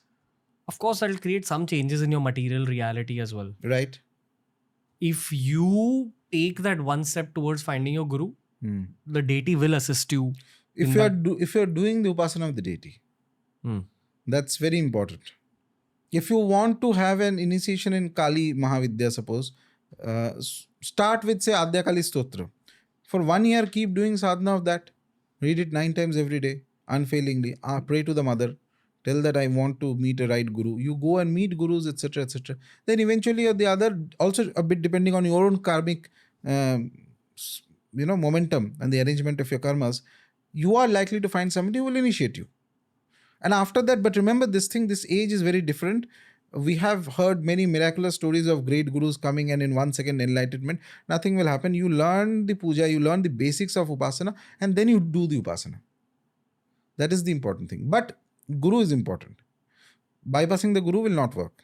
The famous gurus that we see in India today, it is a mix of salt and sugar, right? I won't comment on anybody. Okay. Can there be someone who's famous all over India, yet completely genuine? What is your definition of genuine? Doesn't have any goals other than just spreading the energy of his or her own deity. That's very rare. So that's also, I think, a little unrealistic goal. The moment there is an ashram or something anybody has, then obviously there is some aim of it's natural to have some other goals along with it. Do you perceive the ethics in the mainstream guru culture to be twisted? No. I think that more or less gurus are fine. Okay. There may be few bad apples, and that is there in all aspects of life. Perhaps we start from a position of very fantastical ideas, so that is why 1 or 2 bad apples come and we get deluded that all gurus are bad. It is not like that. There are many excellent gurus. The other thing is that there are certain equations that also changes in this age. So there will be, for example, whenever you go to a guru, there is going to be some kind of monetary interaction that will happen in today's age, which is natural. Why? Because the texts also mention that when earlier times the gurus used to be their disciples, so disciples used to give dakshina to the guru and also kind of take care for the guru's livelihood. That is not there. In which case there is always going to be a monetary interaction. Whenever there's money involved, without having very false ideas in the head that why is the guru taking money? Obviously the guru also has to survive, right? In that case, my opinion is, have a clear idea on the head whether that's financially suitable for you or not. All I'm saying is judge this whole thing realistically. If you judge it realistically, you will be fine, you will be safe, you will also progress in your sadhana. Have you seen a guru who charges people in lakhs? Yeah, I've seen gurus. Oh, really? Yeah. That was a trick question. I thought you were going to say no. That is actually true. I've seen that. So I don't consider that good or bad at all. I've seen gurus who charge lots, but I don't consider it as bad. In fact, I like the fact that if they mention it upfront. So then you can decide whether it suits you or not suits you. What's the maximum you've seen? No, I won't go into details of all that. How about a range, sir? Okay, fine. Fair. All things are there, and but yeah, more or less have a realistic idea of the guru. There are actually, what happens is, in our culture, there's a lot of the place of the guru is kept very high, which is right, because the knowledge comes in there. But there were also various qualifications of the guru that were mentioned in the text, which are also not taken into account today. So people don't judge those. Neither the guru judges disciple too much. Guru still judges. Disciples to never judge. So they get taken by the aura or whatever they think, etc. They don't know what the judgment has to be clearly on who is competent enough to be a guru and who is not competent enough to be a guru. That's one of the reasons they fall into various kinds of problems. Gotcha. Okay, moving on. Yeah. Who's the next Mahavidya you'd like to bring up? Chinnamasta. Supposedly the most fierce one. One of the most fierce. What? Okay, go on. So let's do... For those of you who've not seen an image of Maa Yeah, Chinnamasta. second one. I like this painting. So she is known as Prachanda Chandika. Very, very fierce. Chandika itself is fierce. Prachanda Chandika is even more fierce. And this is Chinnamasta. Next to her, there is Dakini, and I think Varnini is the name of the two companions she has. She stands on Kam and Rati. There's a copulating couple, Kamdev and Rati. She stands on their bodies. Okay? Kamdev is same love. Yes, same. Love Guru. Kamdev and Rati. She's standing on Kamdev and Rati. She has cut off her own head. And there's a flow of blood that is coming out. And through that blood, she's feeding her companions. And also she's feeding her own head. The most powerful, most beautiful imagery that ever came into the head of some genius, that was imprinted by the divine from upstairs. So Chinnamasta as a deity and as the... She's fierce, like fierce, genuinely fierce, but she's also very blissful. Those who connect to her energy, she can produce extreme amount of bliss. See, these three currents are also the three nadis inside the human body. This is the Ida, Pingla and the Shushumna nadi. And there the energies are, the Shushumna is the subtlest nadi, and the energies there are actually feeding both of these two others. Okay. And the other thing is, there is a famous temple of Chinnamasta in... to mention clearly, the reason she stands on Kama and Rati is that to succeed in Chinnamasta Upasana, one needs to have Brahmacharya. Oh. Otherwise, Okay. you'll go full crazy. So this is actually a celibacy-oriented deity. To a degree. Why to a degree? No, there are more other complicated processes, but let's say that is the basic iconography that's required. Okay. I'm remembering an old episode we recorded. You're talking about that, right? There are many things, but let's say that for the first realm of entry into the consciousness of this Maa Chinnamasta, you have to understand celibacy is very important. Otherwise, if celibacy is not maintained and regular Chinnamasta japa, you'll go crazy. Lust will shoot like you'll go mad. That's the test. This is a test. You will not even able to, most likely you will not be able to continue the sadhana. You'll be that distracted. That distracted. She controls Rahu. Chinnamasta. Okay. Just for the sake of the audience to understand this, there's a lot of people who subscribed to this channel only in the last year. So they've missed out on that episode we did. Can I just quickly mention it? Yes. We did a whole episode on tantric sex, which is deeply misunderstood by most people. Because people assume that some of these methods mentioned in the Kama Sutra actually mean tantric sex. But in truth, when you speak to someone who has practiced Kola Tantra, Yeah, go on. sex-based rituals happen at a very advanced stage of Tantra. And it's not for the sake of orgasms. It's for the sake of experiencing the deity. All we can do right now is link you back to that episode, which you can see after this episode, because it's one of the most mind-bending episodes we've created. And as I was telling you outside, I'd forgotten we had recorded that also. But yeah, we had recorded it. Yes. So I think what you're saying is there are some Chinnamasta-based rituals Which all the include Mahavidya rituals, all of them, 10 on 10, will and can involve all the Panchatattvas. But coming to Chinnamasta specifically, so there is a very famous temple of Maa Chinnamasta in Rajarappa in Bihar, which is very famous, well known. That's it. This is the temple. Okay. So this is the most famous Chinnamasta temple in whole of India.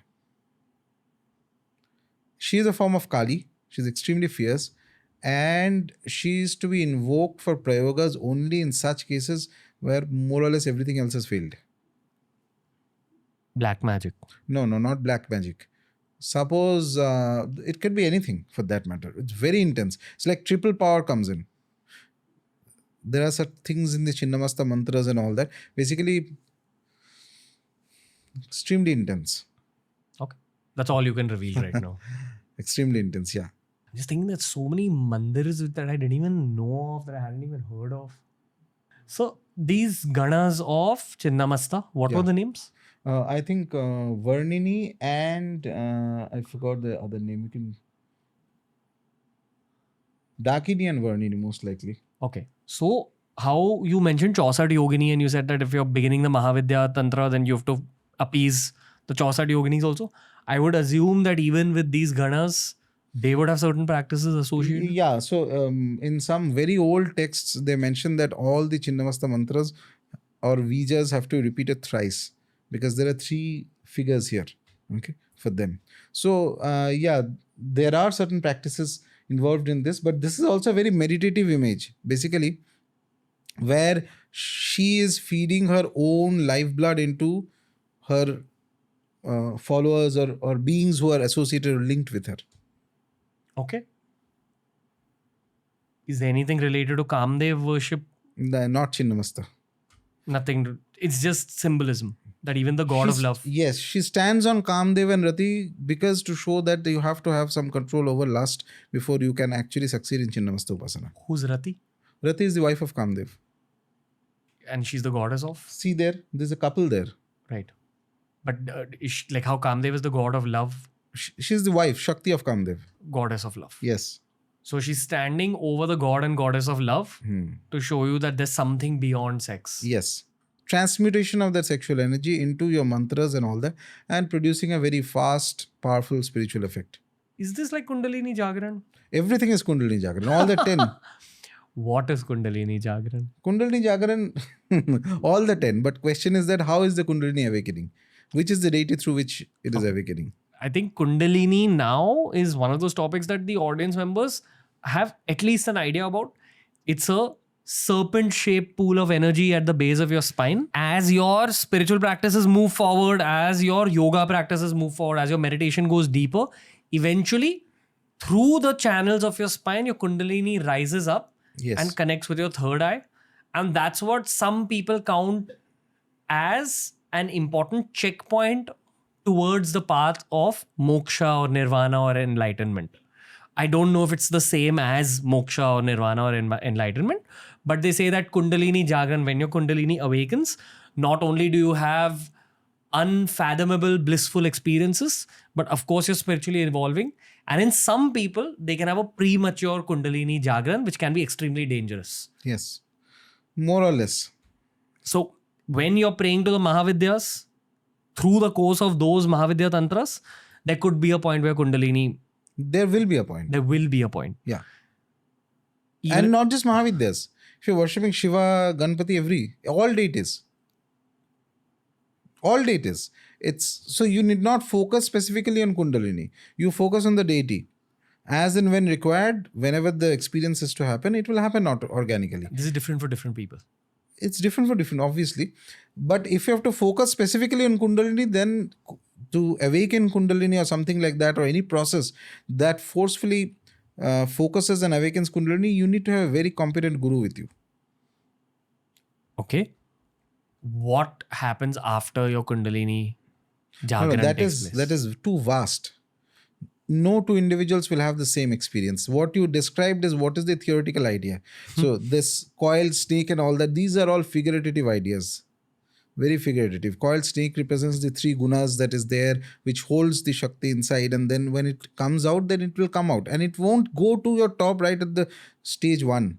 It will most likely be functioning at a greater force in some or the other of your chakras, and something or the other will happen. So that is why the original idea was that what people need to remember in Kundalini is that so long as you're worshipping a deity, whichever deity is your Ishta Devata, you don't worry too much about Kundalini.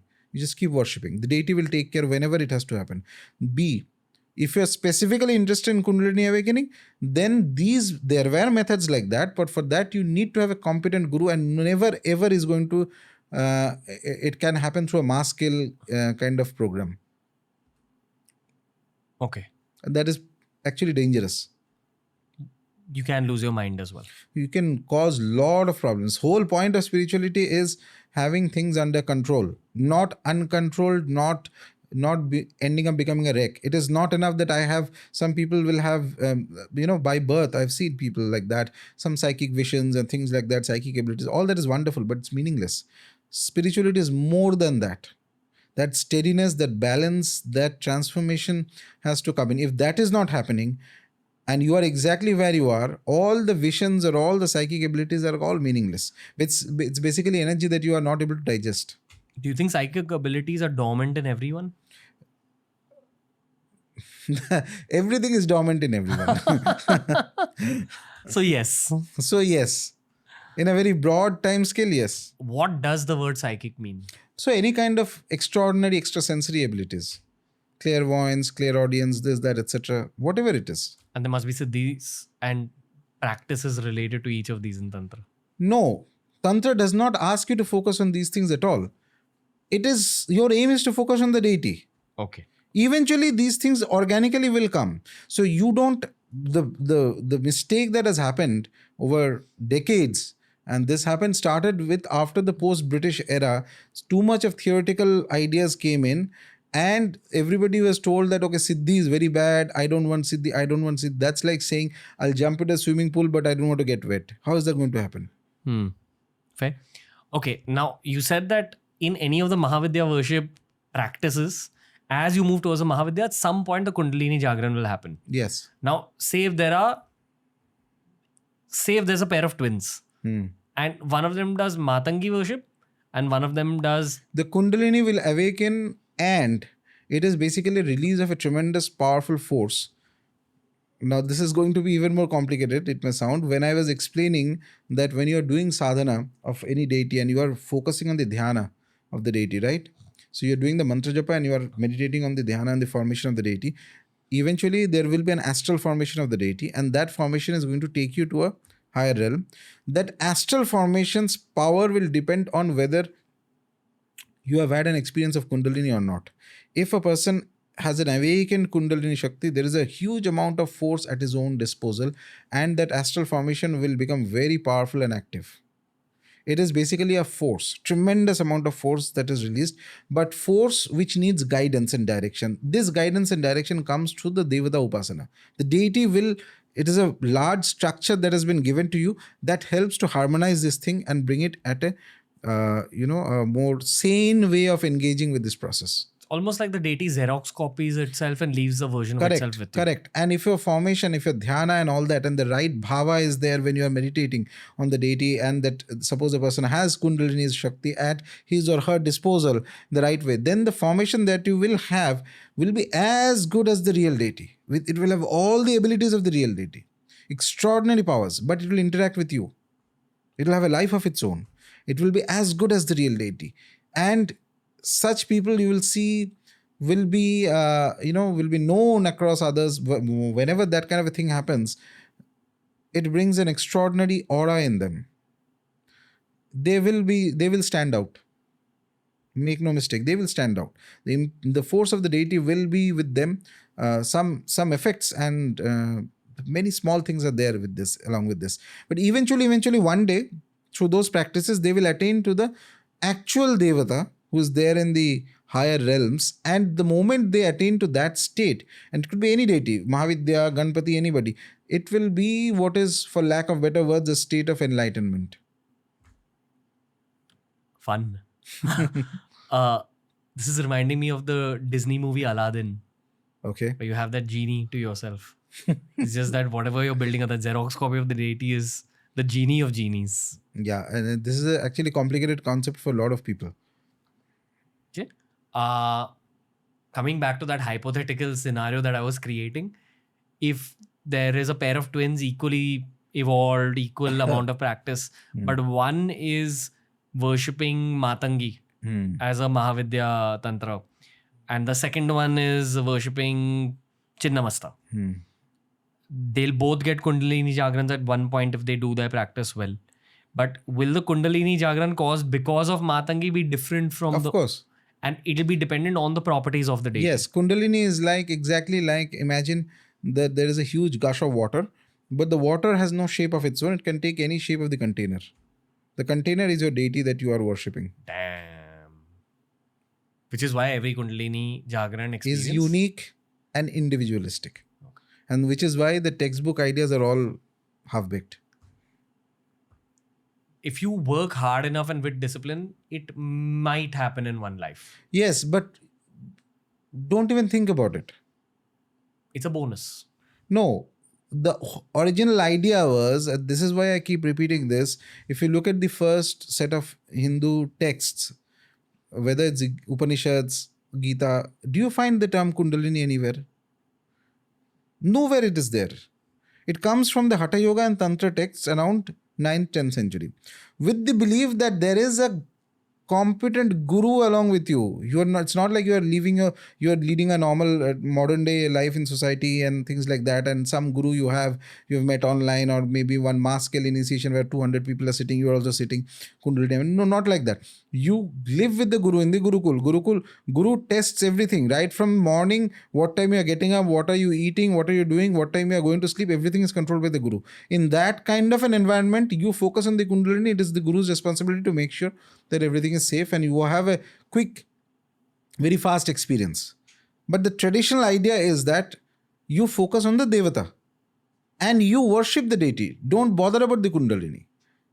It will on its own, whenever it has to do, whatever it has to, it will do.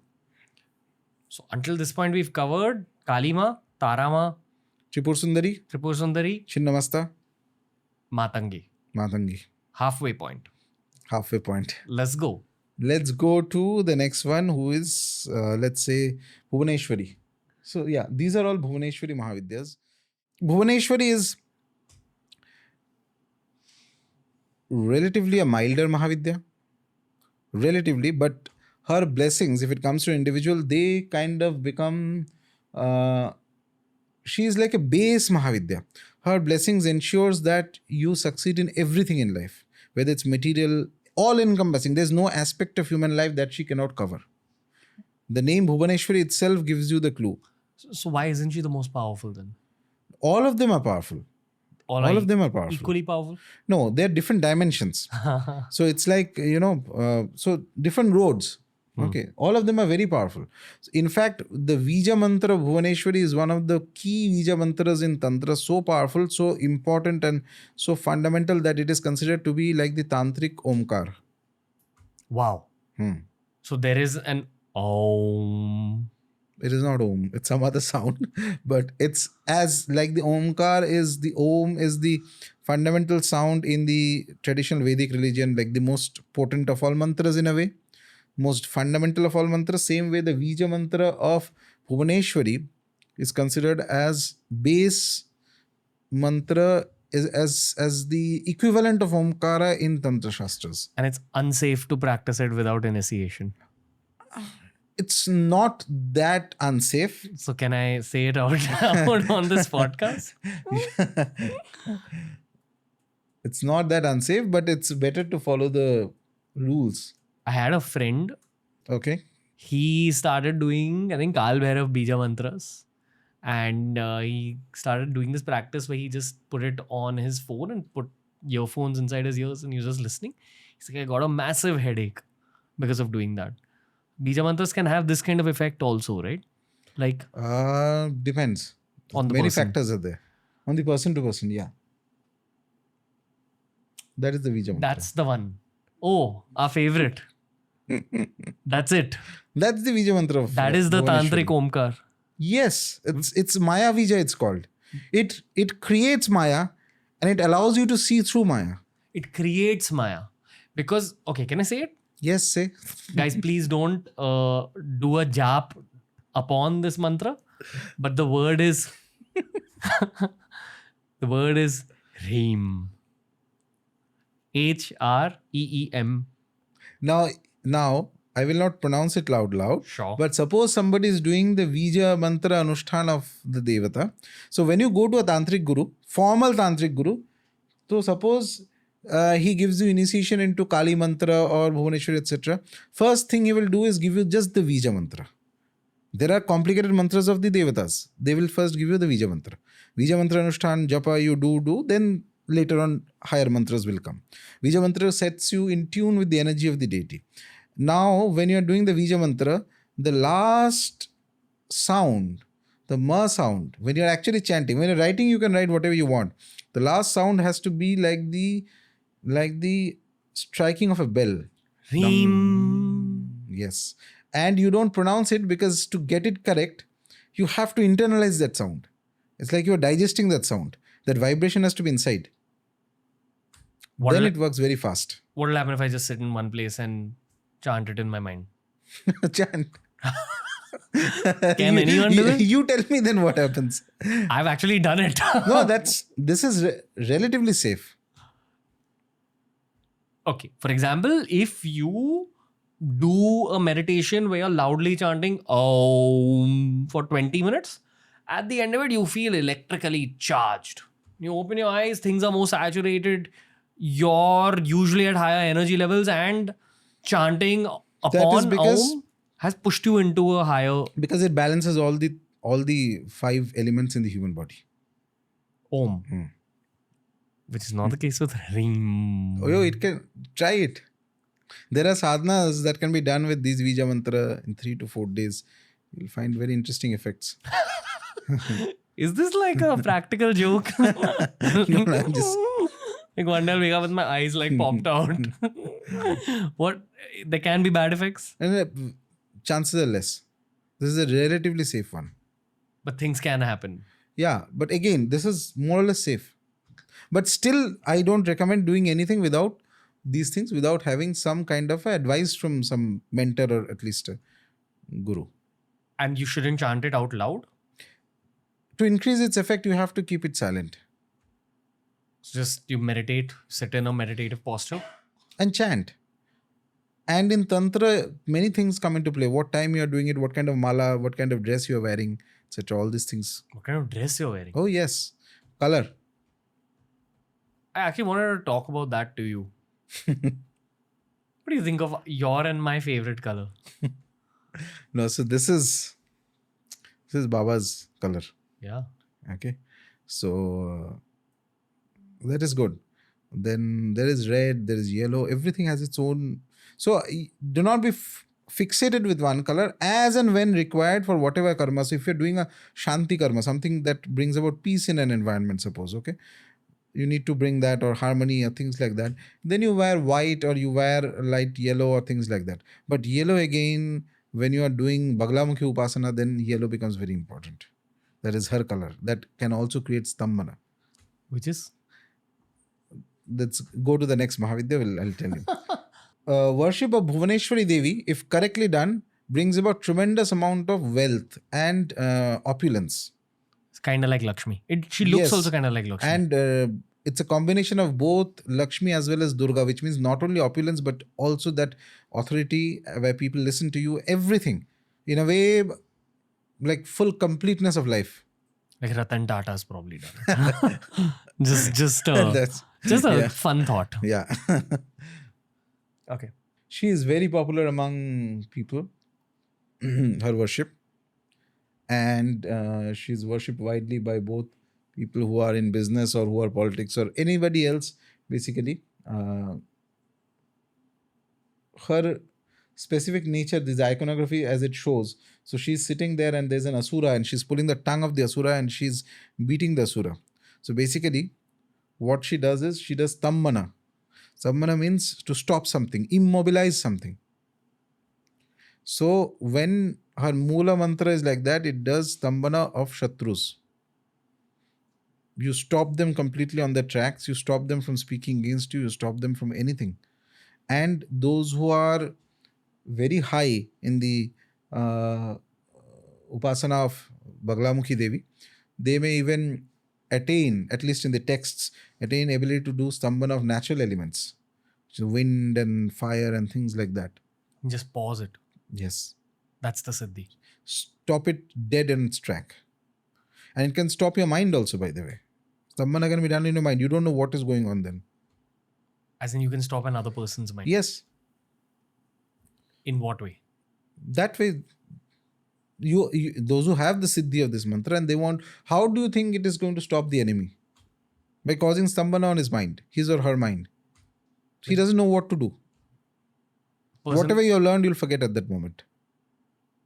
Stop. Basically, some form of a psychic attack. Stopping something on its track. Psychic pause. Whatever term you want to use, at the end it has to be a real pause. Will one even know that they've gone through a Stambhana? Maybe later on they'll figure out. At that point they won't. Do you think the real material world today has people with this kind of a siddhi who have actually applied it? Yes. This is there. And she is one of the most widely worshipped forms of Mahavidya across India, by whether it's businessmen, whether it's politician, whether it's just about anybody. The first thing they do is go and do Bagalamukhi Prayogas. Why businessmen? Oh yeah, there are rivalries. Wherever you have enemies, you'll have to invoke Bagalamukhi to stop. If there is a court case or something like this, she's there. And for those who are experts, you can use that Stambhana, the process of Stambhana, to do Stambhana on anything, even spirits and all those things.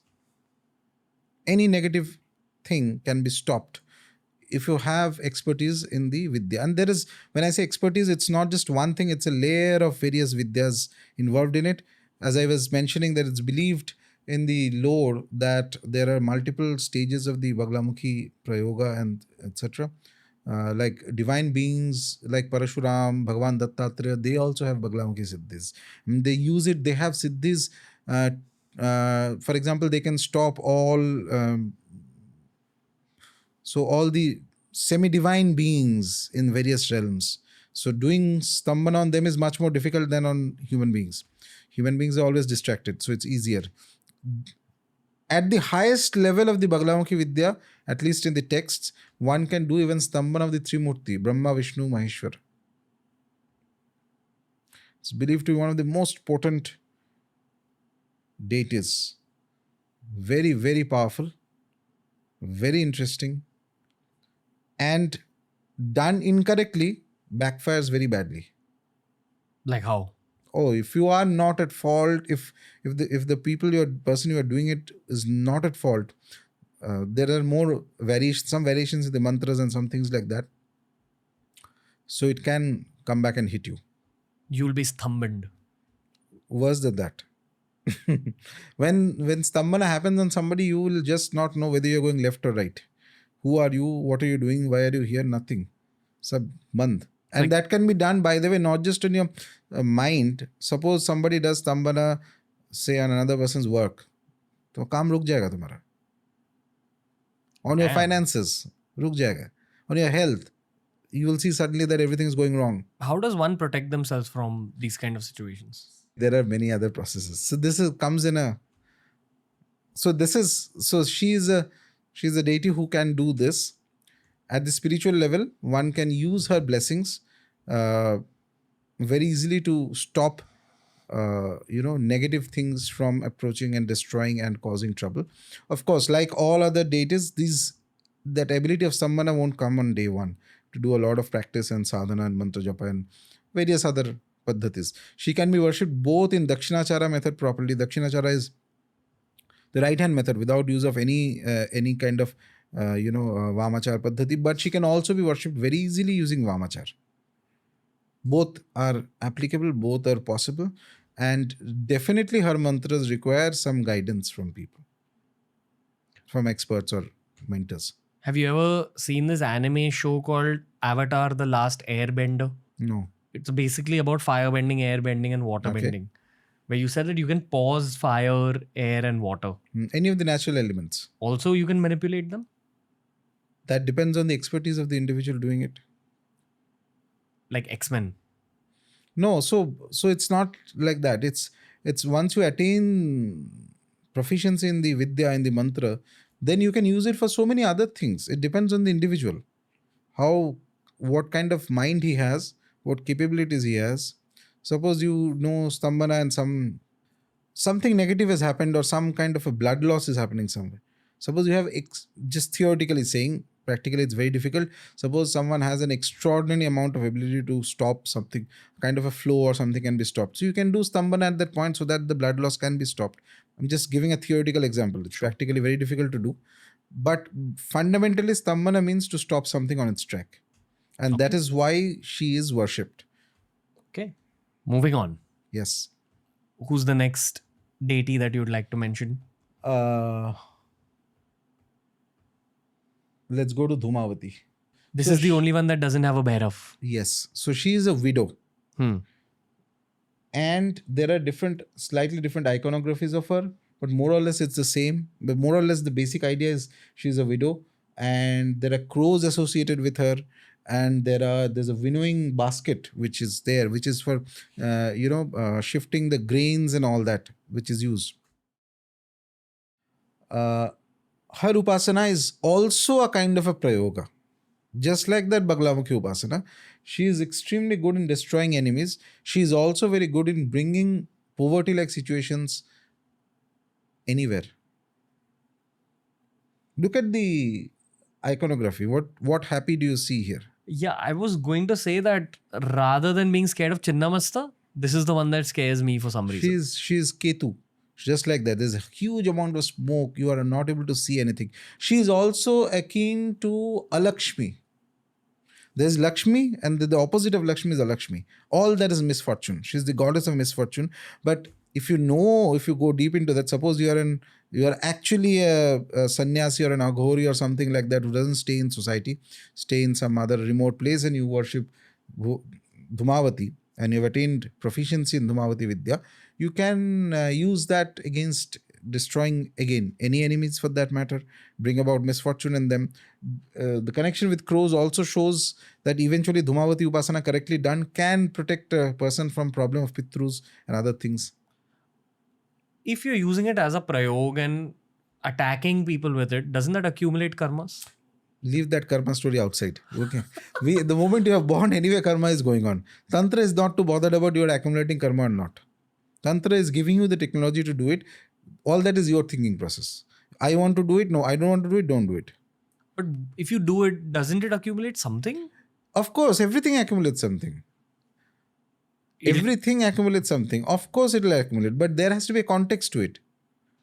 So that this theory, so this is what I mean when I say that the thinking process of people are non-Shakta. The Shakta thinking process will not even bother ki there is a karma and all that. वो बाद में देखा जाएगा. Can it be done? Now, question is it the right time to apply it or not apply it? Is the context appropriate for it? That is all the judgment you have to do. If you have to think of karma, then Arjuna should not have fought in the battlefield. He should have run away. Damn. And in the whole Mahabharata, he was the greatest Shakta in terms of attitude.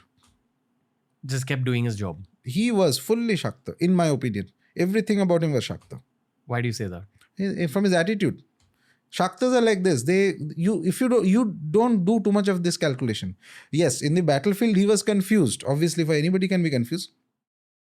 But at every instance, he's the first one you say that at the drop of a hat is ready to pick up a fight. That is, fight means it within his, of course, he was very powerful in that. So there is a Shakta element in that tendency. You don't get too scared by things in the sense, you have that thing that, no, I have to get it done. The doers. Doers, exactly. You are not bothered too much about the philosophy and the other aspects of it. Gotcha. Okay. So Dhumavati, the outcome of the Mahavidya. And it's generally believed that married women should not worship Dhumavati. See, the iconography tells you the reason there's a specific way Dhumavati is, or any deity for that matter, the iconography is given so that it gives you an immediate information, visual information about the deity. So if you know how to read the iconography, half information from there only you will get. Look at the environment. Look at that she doesn't have a Bhairava. Okay, look at the crows there. There's an element of darkness and depression around her. So general opinion, general idea is that Dhumavati Upasana, okay, if somebody has Tantra Diksha and doing Dhumavati Upasana for a specific purpose, one thing. She is not the deity to be worshipped at home. Her mantras are not done casually like that. I am doing Dhumavati Upasana for years. Makes no sense. Your whole material life is going to go for a toss. 100%. Not for the material person. Yes, but suppose there is a circumstance where one has to do Prayoga of Dhumavati, then accordingly one can do that ritual. Or there is a trouble that is happening due to Ketu Graha. Ketu also governs spirits and all that. In some negative spaces in the horoscope, if Ketu is placed, that means you'll be afflicted by spirits. Then Dhumavati Upasana can be done in a limited manner, at a limited time, with a limited sankalpa, in order to calm down the effects of Ketu and so that the spirits can't affect you. Eventually, you become the deities that you worship. Of course, some effect of the deity will definitely come around in your circumstances. It is natural to happen. Okay. Moving on. Yes. Now we will go to Tripura Bhairavi. I think the last of the Mahavidyas, though we did not go in the right krama, but it's fine. We have covered all of them. Have we covered all of them? Kali we have done. Tara we have done. Tripura Sundari we have done. Matangi. Chinnamasta we have done. Bagalamukhi we have done. Matangi we have done. Kamalatmika we have done. Bhuvaneshwari we have done. And Dhumavati we have done. Tripura Bhairavi. Okay. So all these are Tripura Bhairavi forms. Any of them. The last one, say the first one. Tripura Sundari, just like Tripura Sundari is there is also Tripura Bhairavi. It's like sort of a Kali Maa and Lakshmi Maa fusion. No? So, there's a lotus, there's a garland of yes, so heads. that is one iconography. There are multiple iconographies of Tripura Bhairavi. She can also take up skulls and all that. Okay, in the cremation ground format. So Tripura Sundari is the form that is most beautiful because Tripura, the triads are very important. Whether it's the three nadis inside the human body or the three planes, physical, pranic and the mental level of realm of existence, or the three worlds, whatever. The triads, the most beautiful thing in the triads, most delightful thing in the triads is Tripura Sundari. And the source of these triads is Tripura Bhairavi. Basically, when the three nadis separate in the Muladhara Chakra, that is where Tripura Bhairavi is situated. And Tripura Sundari is right where it comes in the Shastra, where everything becomes absolutely beautiful. Delight of the worlds. The whole reason of creation is delight, joy, happiness, desire. That is controlled by Tripura Sundari. Whereas the source of this whole manifestation and evolution, where it comes, the root is Tripura Bhairavi. One of the interesting things about Tripura Bhairavi Upasana, she is very fierce, by the way. One of the Upasanas of Tripura Bhairavi is that she controls the process of decay, death. Okay. Anything that is dying, rotting, decaying, she controls that and can manipulate that. Which means if somebody is an expert in Tripura Bhairavi Upasana, genuine expert, there is a possibility that the individual will actually look much younger than their actual age. They have she gives a blessing of arresting decay. Just like she can increase decay also in something. If you do it wrong. If you do it wrong or you apply, these are all applications also. Tantra is not, so all the moralistic should I do, should not do, outside when you are entering into this Mahavidya Upasanas. Mahavidya Upasanas became very prominent in the last 6-7 centuries, and it started, the whole krama of Dasa Mahavidya started from Eastern India.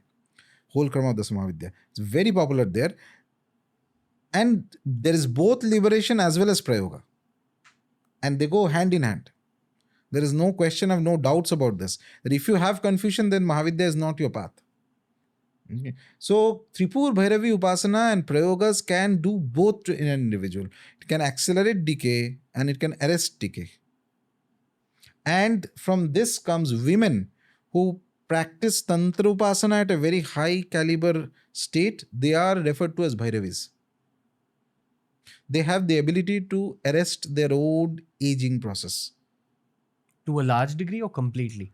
Not completely, but to a very large degree. But genuine women, very rare this is.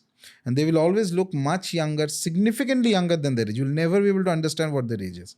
Significantly younger. That comes from the blessings of Tripura Bhairavi. Are some of these women famous? I don't know. I'm thinking No of comments. a certain woman who has looked the same at multiple award functions. I have no idea. No, I won't. I won't go into names or anything. But I don't even know actually. But that is the principal idea, Tripura Bhairavi, and she's very fierce, very beautiful. If you meditate on her, she can eventually arrest that aging process. But there's an element of Kali in her. There's a fierceness in her. Therefore, Nothing. That's all. There's a fierceness in her. And Bhairav Upasana helps. Actually, Bhairav Upasana helps to prepare one for all the Mahavidyas. He is the guardian of the door after which the Mahavidyas start. And the more intense of the Mahavidyas, there is in the Kali Kula, for example, Kali Kula Mahavidyas would be Kali, Tara, Chinnamasta. These are Kali Kula Mahavidyas, more or less. They're very intense. Their mantra sadhana is it's like hammering. Okay. In order to be able to safely digest the effect of the mantras, you will need some blessings of Bhairava. He creates the mind and the body, the steadiness, that detachment that you talk about, that becomes very heavy. Then you can digest whatever, then you enjoy the play, not only digest. Then see, the idea is you have to enjoy the whole sadhana. At the end, somewhere, there must be something about it that you like. Otherwise, why will you ever enter this path? So that in order to like this, it's like going in this, super fast supersonic jet. If you're a fighter pilot and accustomed to it, perhaps you like it. For an average individual who has never flown, for him, put him into a fighter jet, he'll be gone. He'll feel scared. So in order that your mind and body can handle it, that is where Bhairava Upasana comes into real help. He is the base. Okay. While we're talking about Tripura Bhairavi, Yes. I have to ask you about this looks aspect of mantras. It's actually one of the most searched for Google terms. It goes mantras for good looks. But the truth is, and this is something which is anecdotal almost, it's based on my own experience, which is that I've seen that a lot of people associated with Krishna consciousness or with Vaishnavism, when they do the Hare Krishna Mahamantra, it does kind of change the way they look in some ways, or at least the presence, is different. It's more comforting when you meet someone like that. It's more comforting than the average person. My argument here is that any mantra will have some effect on the vibe or look that you carry as you walk around in this human body. No, you mean the physical look? Yeah. Physical look, that depends. If you're using the mantra for physical... No, so one of the reasons why you may find that I have to disagree here that the Hare Krishna Mahamantra somehow has an effect on the physical look. No, I don't think that's the case. I think what happens is because there are a lot of people from all different cultures who are into the Hare Krishna movement. So you have this general vibe that they're somehow looking different. Because they're all good looking naturally. Yeah, that's not the case actually with the mantra. Okay. But there are mantras for your looks? No. There are beings which can be worshipped that can produce the aura of... but if a mantra is working, and that includes even Kali mantra, by the way, if a mantra has started working, it changes your aura. Yeah. And it does not matter how you look. One of the things that the mantra causes, if it's working, organically it has a ability to attract things and people around. Any mantra. Any date is any mantra. That is step 1. There are many steps, 3, 4 and all that will happen. But that is step 1. The moment a person's Shakti is different, the whole world is Shakti. Shaktas believe that everything in the world is Shakti, and there are only 2 concepts. A, is your Shakti higher or lower? If your Shakti is lower, you will gravitate towards that which has a higher Shakti. There is no other third equation in the world. Just how we gravitate towards you. No, I'm just saying. So that is the whole equation in the world. Baki, everything else, rest is just an excuse and later an addition. Fundamental reason is this. Lower Shakti will always, like a moth, you will get attracted towards the higher Shakti. That's it. Whole world is constantly Shakti. She's playing around, she's creating, she's destroying.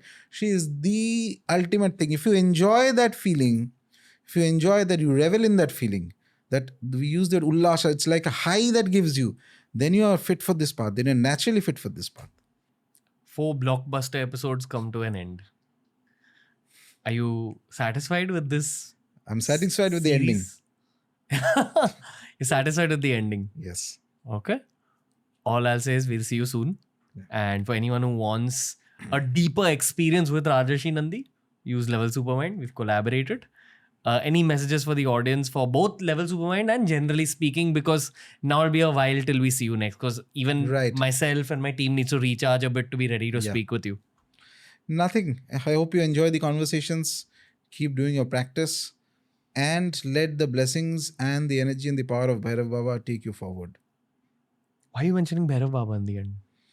Oh, because he is the one. He is the doorway. He is the doorway to all this.